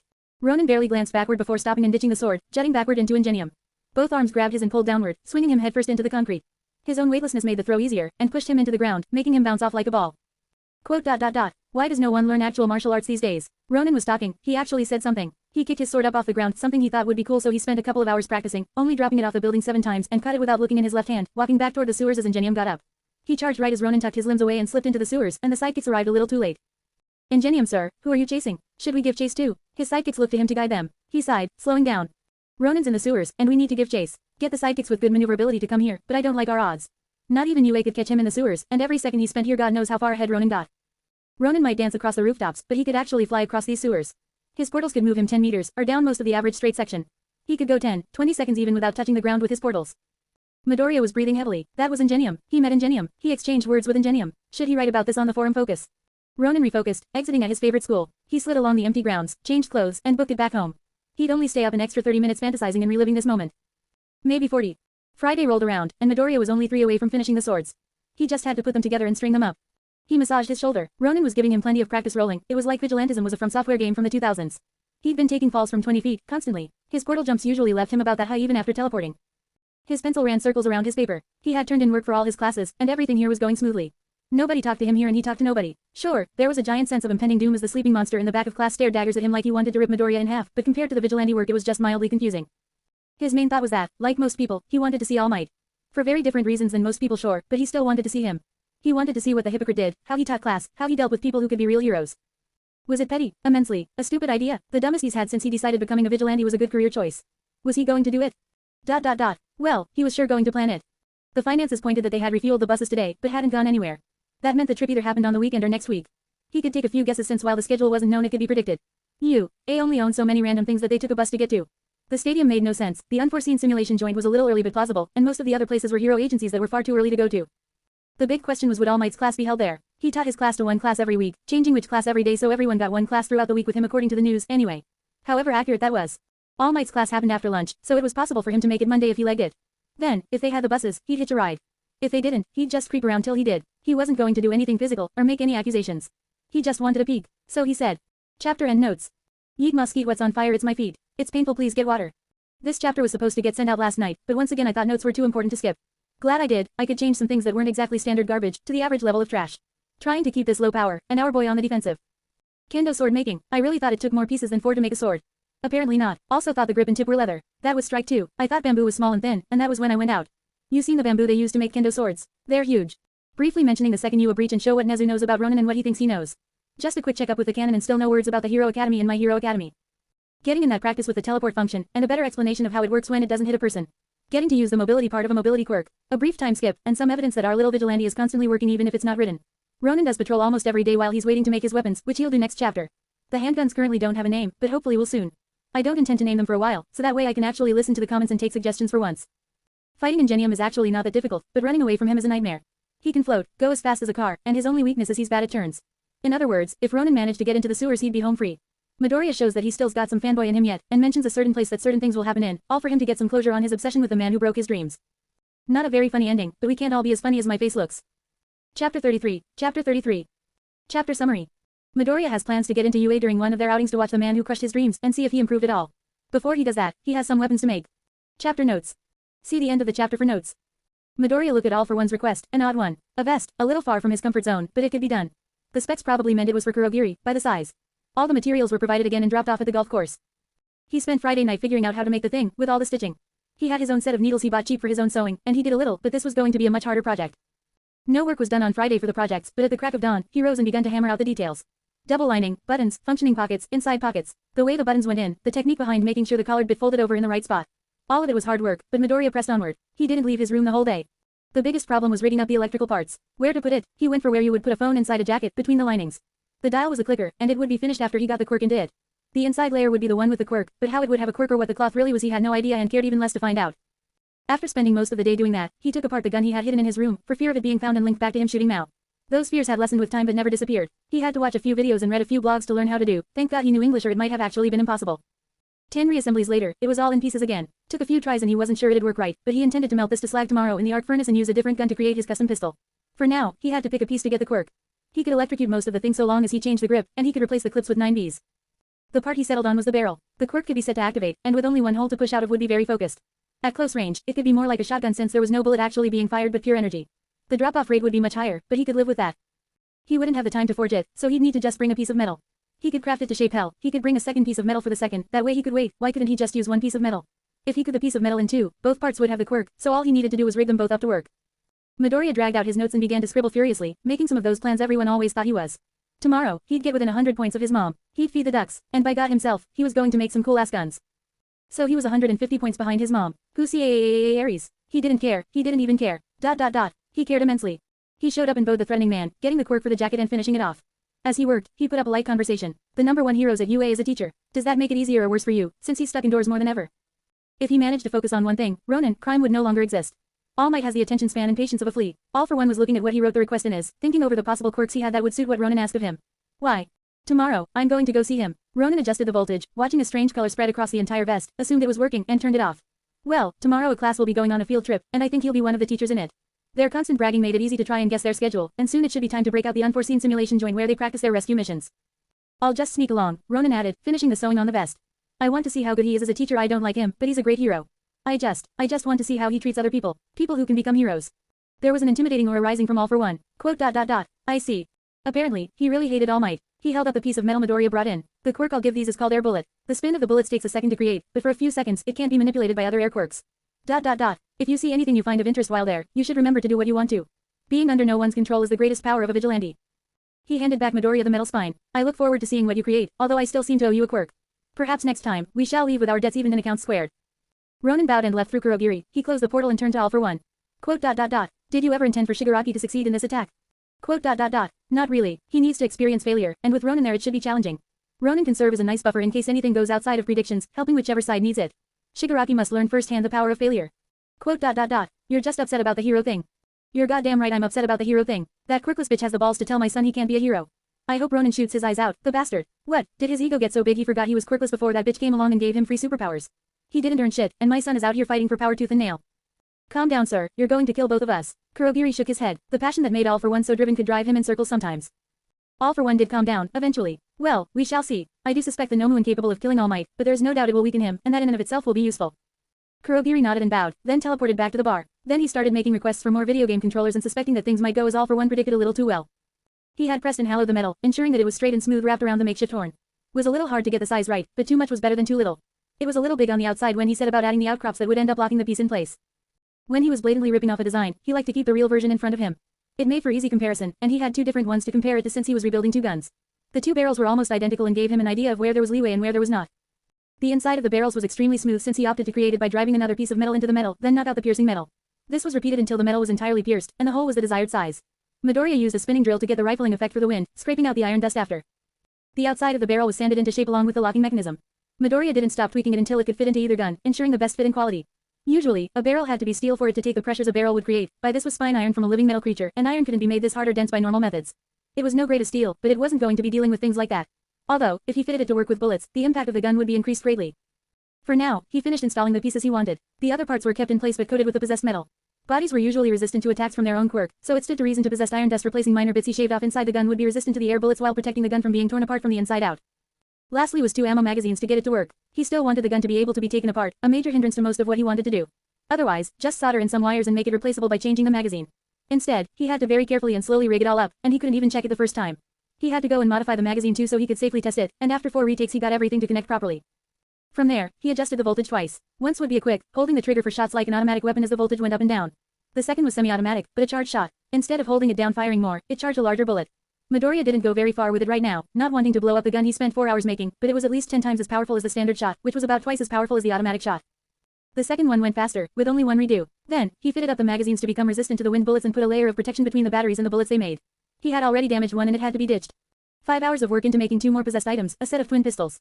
That he currently had no holsters for. Well, this seemed like an oversight. He rummaged around until he managed to find one holster he had grabbed with his body armor, but not two. He could just duct tape it to his back, or something.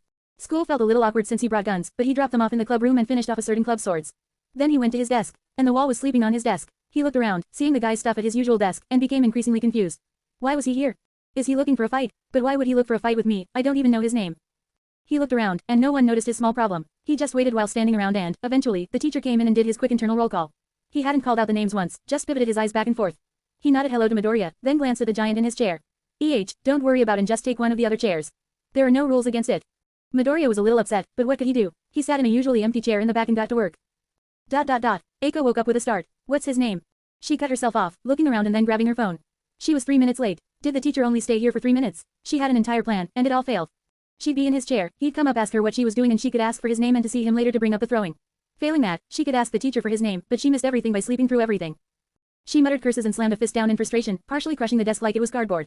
Everyone who had looked at her suddenly found something else very interesting and requiring immediate examination. How could she mess this up too? She snuck a glance back between her fingers, hoping he was sitting in her chair and finding nothing. Did he just not come to class today?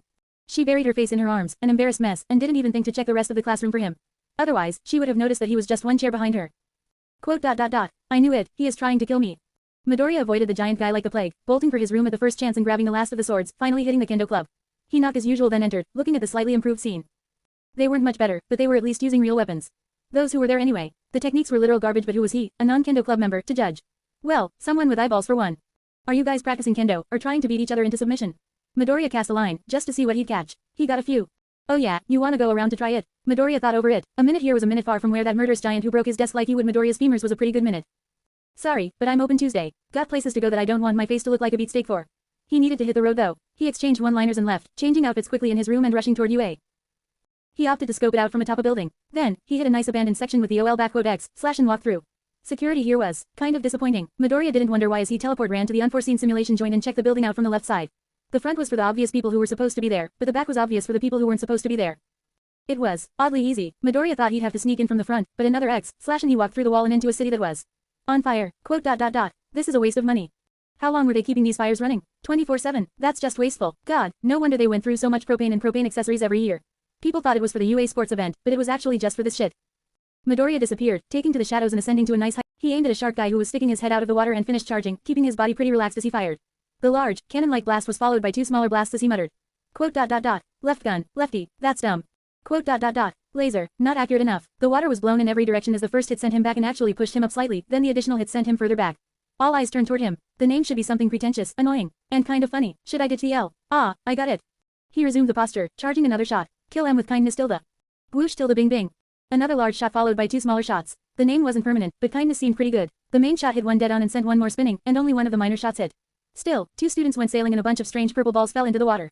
He charged up 2 more shots and fired into the mess of villains, but they seemed to having stopped moving altogether, possibly frozen in place. Stuck together, who knew either way, they weren't his problems anymore. He turned and reholstered his gun, drawing the sword and teleport running away again.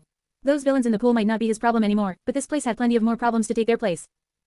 Eraserhead could hold his own. Midoriya was more worried about the students on the far end from the entrance, the ones on the weird rock outcropping. Some cut jumps and he was there in under a minute, climbing the wall like a normal person because he didn't trust Yamato and going up. He slipped over the ledge, looking at a mess that seemed to be going pretty well. Bunch of students, a bunch of villains, and... Oh god no.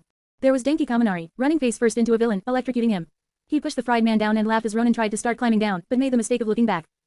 They locked eyes. Kaminari pointed. Hey, look, another guy. I still have a question. Still for God. He slammed his helmet into the cliff face he was climbing. Why? Chapter end notes. Yo, this sure was a chapter that happened. From the top.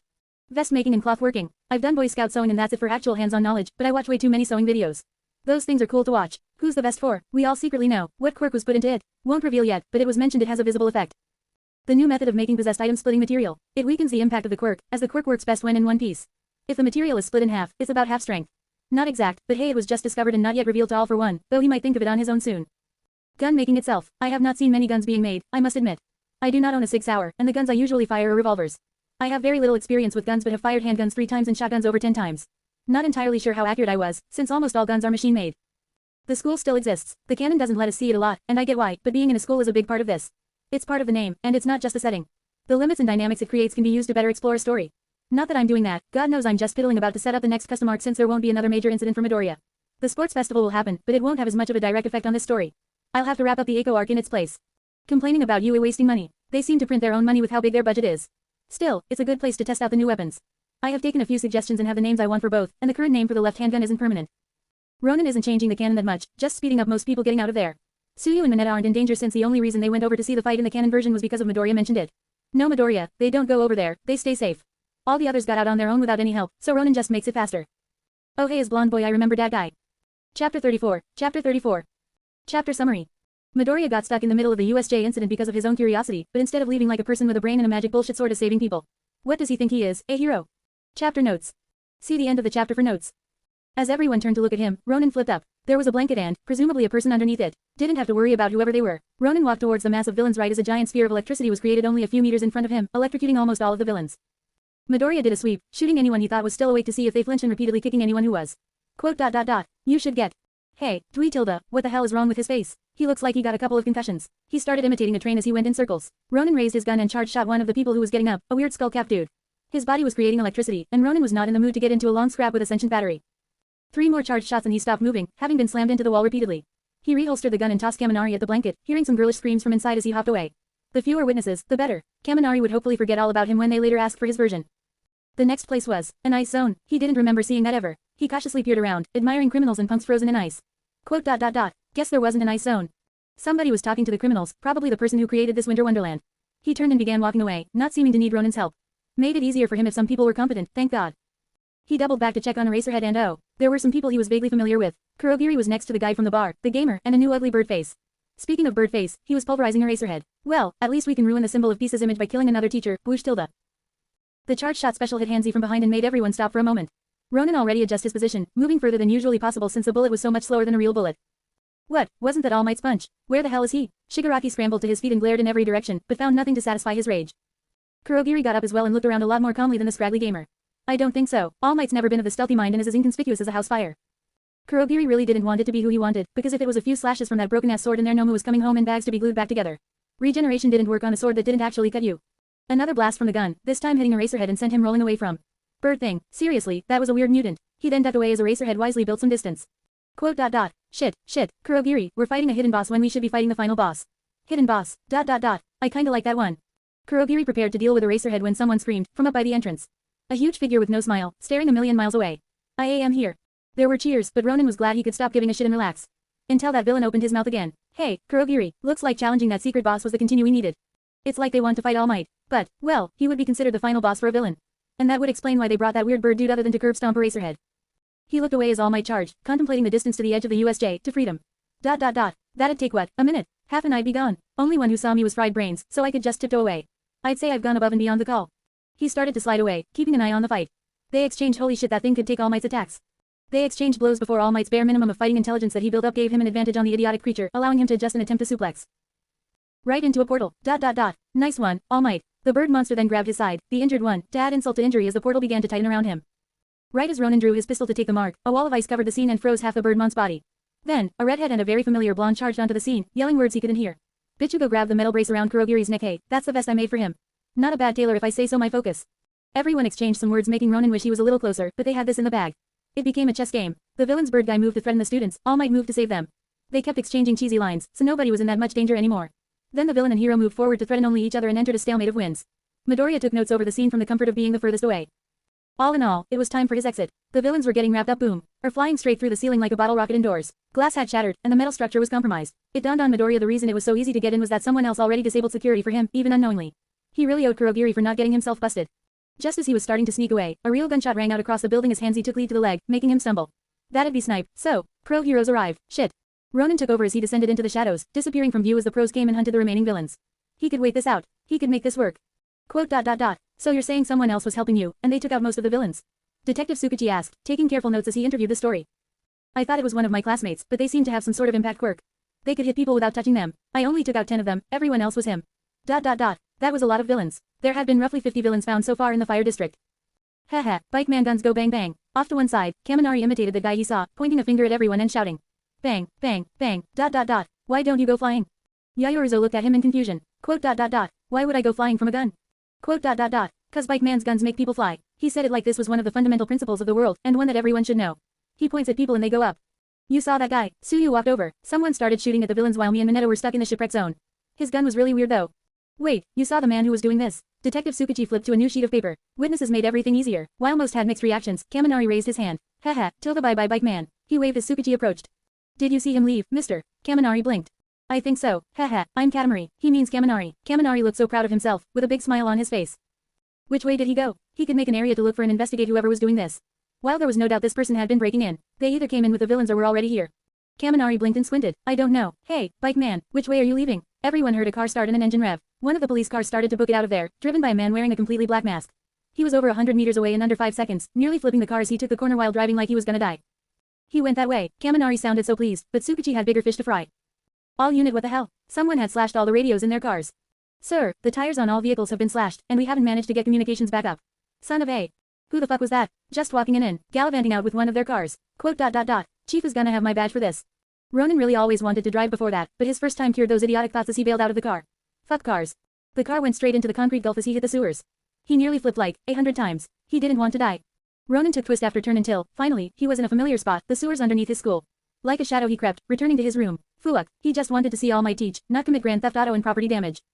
He changed, sighing. He had chosen this life, but it never seemed to go the way he wanted it. Or expected it. Was it more fun for God to watch if everything went horribly wrong? Couldn't one plan go off without a hitch? Ronin stared at the face reflected in the glass, the face of Midoriya. He was hot and sweaty but felt a strange chill pulling him down. The worst part of the chill was that he wasn't sure what to do about it. He finished getting changed, putting the equipment mostly away except the gun holster. He looked at the leather straps and clips he still had and nodded. Maybe a little work would take his mind off things. Nezu wasn't saying anything, he was just smiling at them. This was the worst. Not one of them could meet his gaze because the only 3 people who were justified weren't there. Every one of them, they fucked up. Nezu was drumming his paws on the table in front of him, smiling smugly. So, how many professional heroes were there? 10, sir. They spoke in grumbles, embarrassed. This really was a stain against their pride. Really? Wow, and 10 professional heroes can't stop one police car. Can't notice one police car being stolen. Can't notice one guy sneaking around cutting tires and wires. Nezu seemed to be fishing for something, but they couldn't tell what. Quote. Eraserhead had his arm broken, 13 had been partially dusted, and All Might had been dealing with the criminals who called themselves the League of Villains. The rest of them, they had been searching for people hiding, exactly like whoever stole the car. Nezu and Recovery Girl had been in charge of the police and first aid respectively. Quote. Nothing. Man, he really is impressive, isn't he? Some of the heroes gave confused looks as he took out a picture, looking it over with a smile. I thought I might want to assign more of you to his case, but I don't think you would be able to catch him, especially after the show I got to see today. Oh, did anyone recognize him? He leaned forward as he asked, looking across their faces. Their embarrassment didn't allow them to meet his gaze. Not one. Hey, Midnight. He stared at her as she played with her hair, checking out her shoes.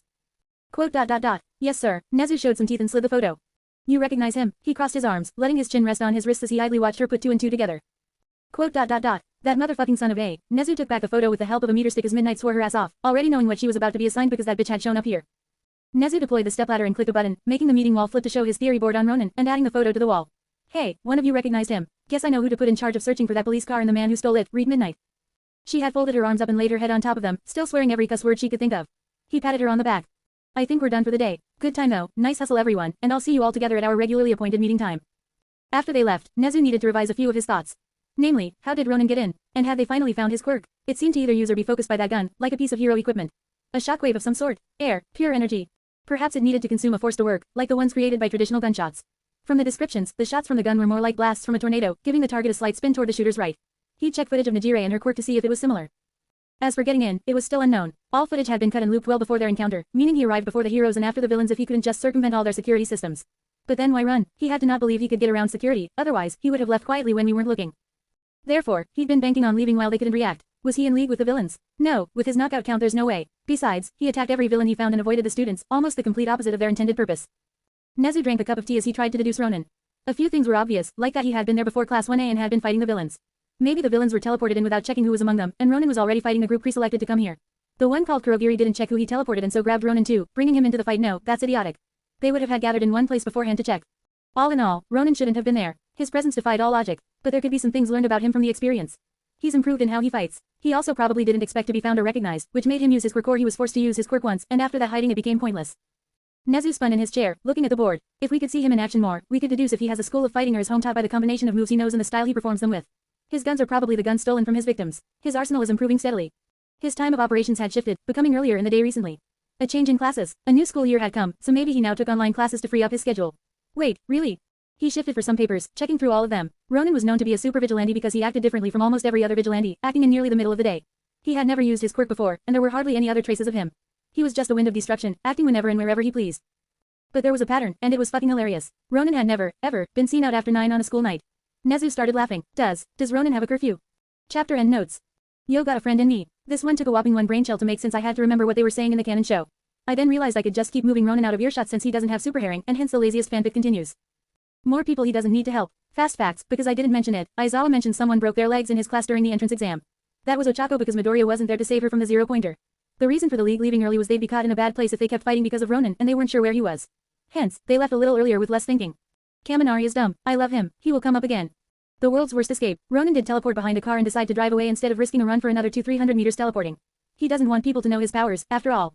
Trying to show Nezu is intelligent without giving him freebies. He's gonna have to earn those facts. And Midnight's gonna need a vacation. Like this, until tomorrow. Chapter 35. Chapter 35. Chapter Summary. Midoriya has Clown Card, his way out of the USJ incident, and now has Midnight looking to track him down more pissed off than ever. Will she find him? Does Mao still exist? What about those vigilantes from like 10 or 20 chapters ago? I dunno. I write these before I write the chapters. What did you expect from this dumpster fire? Chapter Notes. See the end of the chapter for notes. Midoriya woke up and slugged his way to the bathroom. It took a minute or 20 to really wake up, but he'd pull it off. He had still done his patrols, even getting 2 muggers. Seriously, he'd taken over 50 muggers in his time as a vigilante. Was finding trouble his quirk? He packed away breakfast and went to school early, using the jog and cool morning air to wake up. He worked up a small sweat as he ran all the way with a minute break in the middle to school to arrive early. His cardio was improving, but it had to. Every time it improved he only pushed it more, forcing it to constantly adjust to greater and greater challenges. He didn't check on his equipment as he came in just in case someone followed him. A paranoid thought, but it could only serve to benefit him. For now, he wiped the walls clean and then got into painting over them. He had a little to go by the time he went to class. And the giant was still sitting at his desk. Seriously, this guy only ever sleeps or makes menacing gestures. What time did he get here? Midoriya took a different, further away empty chair. He was not sitting behind the big guy twice, he learned his lesson. Nobody else seemed to notice the squabble between the two groupless students. The fashionistas and the Gyarus had descended into a brawl in the back of the classroom. The punks were planning what to paint the back wall. The muscleheads were outside running. Their teacher came in, doing a quick head count and squinting out the window, trying to make out who was there before just giving up. He pointed his pen at each of them before checking them off. Don't damage school property brats, sensei. The giant quieted the entire room by shifting his head. He sounded exactly like Bakugo for some reason. Black vapors trailed from his body. Quote. Who normally sits here? Mr. Kimori took a step back before calming himself. Do you mean Midoriya? Quote. Do you know where he is? I need to talk to him. The giant swayed forward slightly, slamming an arm down to make his intentions clear and get his point across. He's right behind you. The giant's smoke briefly attached itself to the teacher before he spoke, making his eyes look black. At their teacher's answer, the refrigerator turned and stared him down. His eyes were hidden, but even now he had nothing on the threats Midoriya had to deal with before. Street thugs, rapists, real villains like All for One and Bakugo. This tall edgy-looking dumbass had picked the wrong victim. Quote. Thanks mister, I forgot your name. He rose from his chair, his shape seemingly irregular from all the extra layers. There had to be 10 centimeters of just coats on him alone. What was with the need to bulk up when he was already that massive? Everyone else went back to finding something really interesting to look at on the walls or whispering among themselves. The giant student lumbered over, towering above Midoriya, who was busy trying to get this homework done. This history work was harder than he thought, even with the book and his phone helping him. The sentient wall just stood over him, staring down. For entire minutes, no one spoke a word in the entire class. All Midoriya could hear was the scratch of his pen, the beat of his heart, and the slow, heavy breathing as that giant figure waited, his eyes barely visible through a mess of thick, black hair covering his entire face. Quote. Do you have a moment? The walking wall eventually asked. They had been in this strange position for about 10 minutes. Midoriya couldn't concentrate, especially when the large student had swayed forward and slammed a hand on the desk, his hand crushing the corner. Midoriya checked the time, and it still wasn't even halfway through the first period. Still, he could make the time. He finished his current train of thoughts, the train wreck that they were, and closed the book. Quote. Sure, I can make some time for this. He rose like a panther, his body relaxed but his back straight. He didn't even come up to the larger boy's shoulders when the wall was hunched. The giant led him out of the room, slamming the door shut behind him to punctuate his opinion on anyone following. Sure, they could exchange some blows. He'd skip the rest of the next 2 hours to make the beatdown look more mutual and leave, not saying anything about the fight. That'd make it look like they had been an even match, and no one would bother him again. They went into a different classroom where some people had been fighting, a room that quickly became vacant under the man's intense glower. Then he went inside and faced Midoriya. They stared each other down, Midoriya wondering if the larger boy even had a name. He kind of wondered if the man had been held back for a few years. With how large he was, there was no way a 15-year-old could be that big, right? His hair was long, hiding everything above his shoulders and a little beneath as it trailed down in tangled strands. The plentiful jackets and awful posture hid his body, but it was obvious from how easily he broke desks how strong he was. Did he work out, or was it part of his quirk? Quote. So, what did you want to talk about? Midoriya put on his best smile and tried to talk his way out while maneuvering himself into a favorable position. He was thinking lead with a side kick to the shin when he got rushed to stop the giant's momentum, shifting into a spinning back kick to shove the giant down. When the giant was on the floor, all he had to do was keep the larger boy down. Quote. You're in the club, right? They both stared each other down for a second, trying to read each other. Quote. Yeah, the crafting club. Why did he sound so much like Bakugo? And why was he trying to use his quirk now? His quirk was all aesthetics unless the superhuman strength was only active when the black vapor was, but the strength seemed to be a passive effect while the smoke was an active effect. Quote. Crafting club. Like, a sewing club. This was going in a weird direction. Quote. Technically. The giant nodded, then walked straight past him, showing no sign of fighting for now. He slowly meandered to the door instead, only pausing to turn and focus his glare at Midoriya one last time before leaving, even pointing at the much smaller student. Quote. I'll be back, Midoriya. There was a strange motion that swept the school, ending at a small building outside the main building, just to the right of the entrance. There was a gentle knock on the door, despite the sounds of fighting inside. A small boy, a third year, opened the door. Hey, you looking to die? We're in the middle of a turf war. The giant walked past him, ducking its head as it entered the room. The two gangs were frozen like a snapshot, everyone fixated on the giant. Had he come to sign up for kendo? Where would they get a sword his size? Was he going to end the gang fight? With him on their side, who'd bother fighting?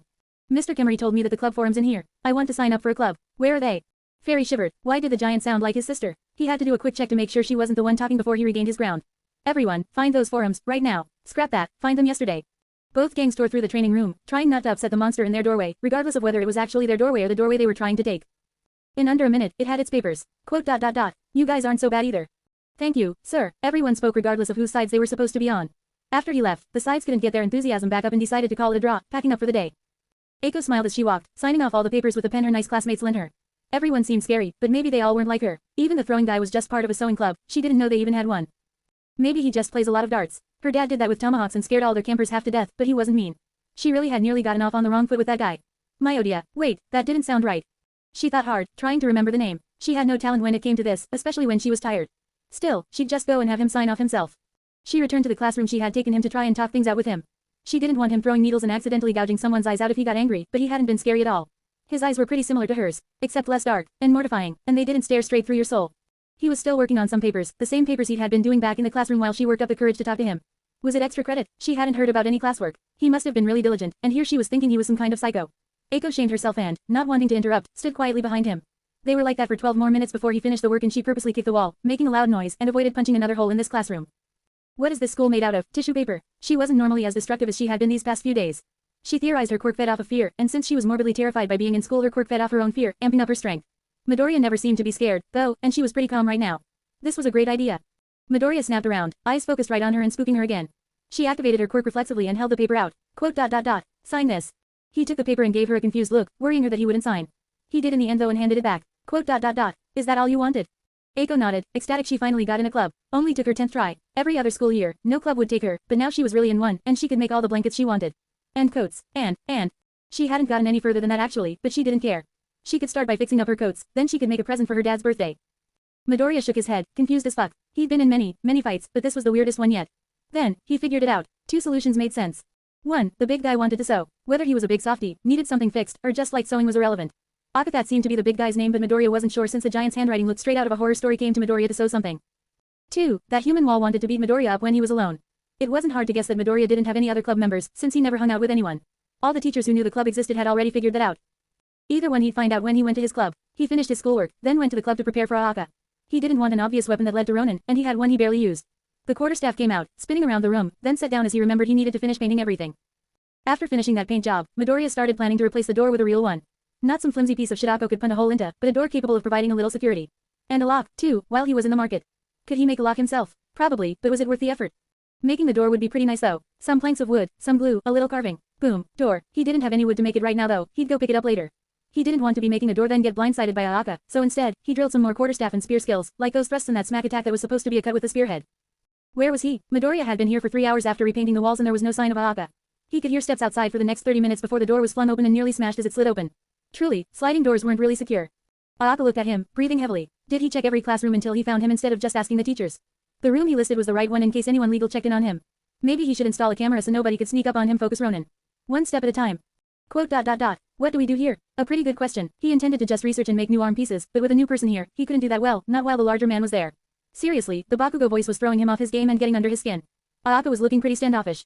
We don't really have a project right now, Midoriya admitted. The gloves would need some sewing, and this was a great test to see what Aaka was thinking. We need to pick one. It's your first time, so you can pick one and I'll help. We'll think of an item and the materials we'll need to make it. We'll then try to get it done in a certain amount of time. All of that makes sense. Aaka nodded, his quirk wearing off. He was thinking really hard, trying to find a project. It looked like he was serious about this, but Ronin wasn't feeling like getting surprise attacked today. Ayaka adjusted, and from somewhere within the mess of hair a small voice peeped up. Quote. Jacket. I'd like to make a jacket. Midoriya was so confused, he wasn't sure he was capable of figuring out what was happening. Quote. Oh. I'm Eiko Voorhees, but please just call me Eiko. I'm a first year, you already knew that. The tall person in front of him scrunched up even more. Quote.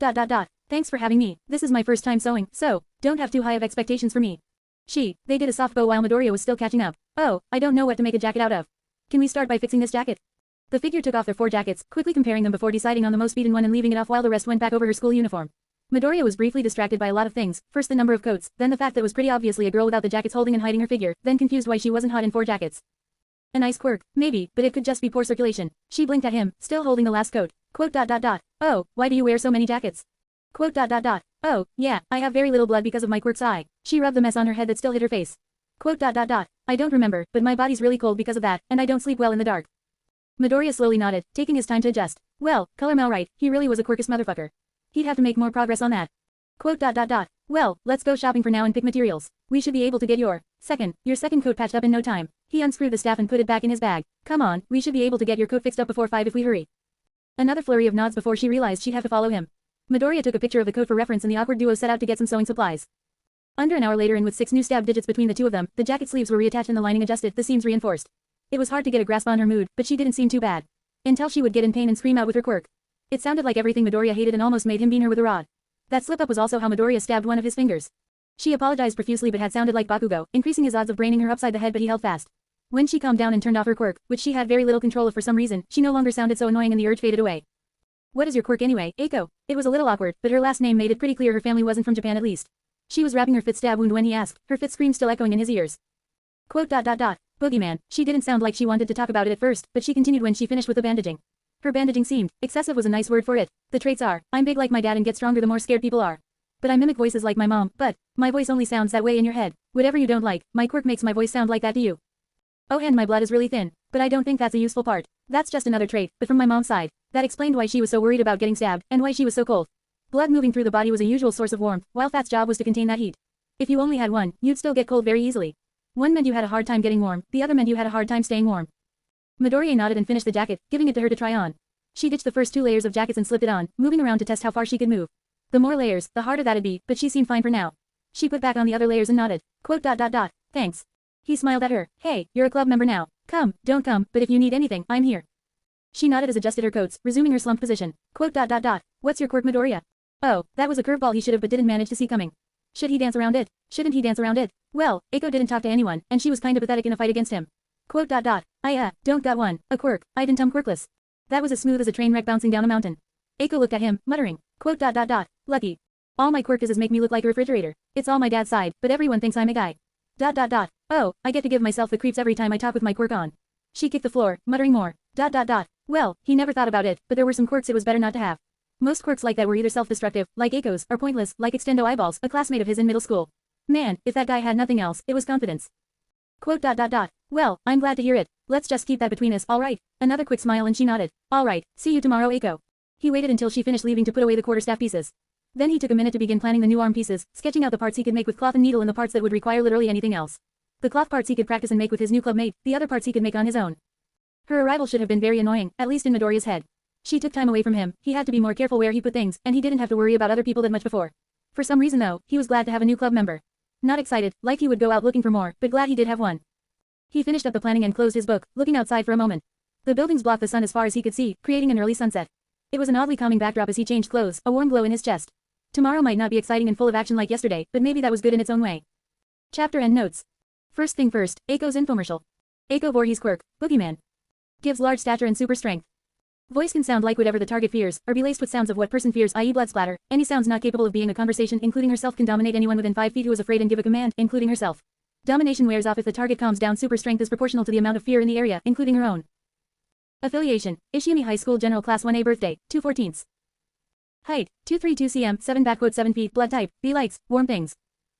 Neat, another no fighting chapter. I love these space breakers, writing them is very relaxing. I try to pick relevant music to the topic I write about, and when writing stuff like this I go for relaxing music.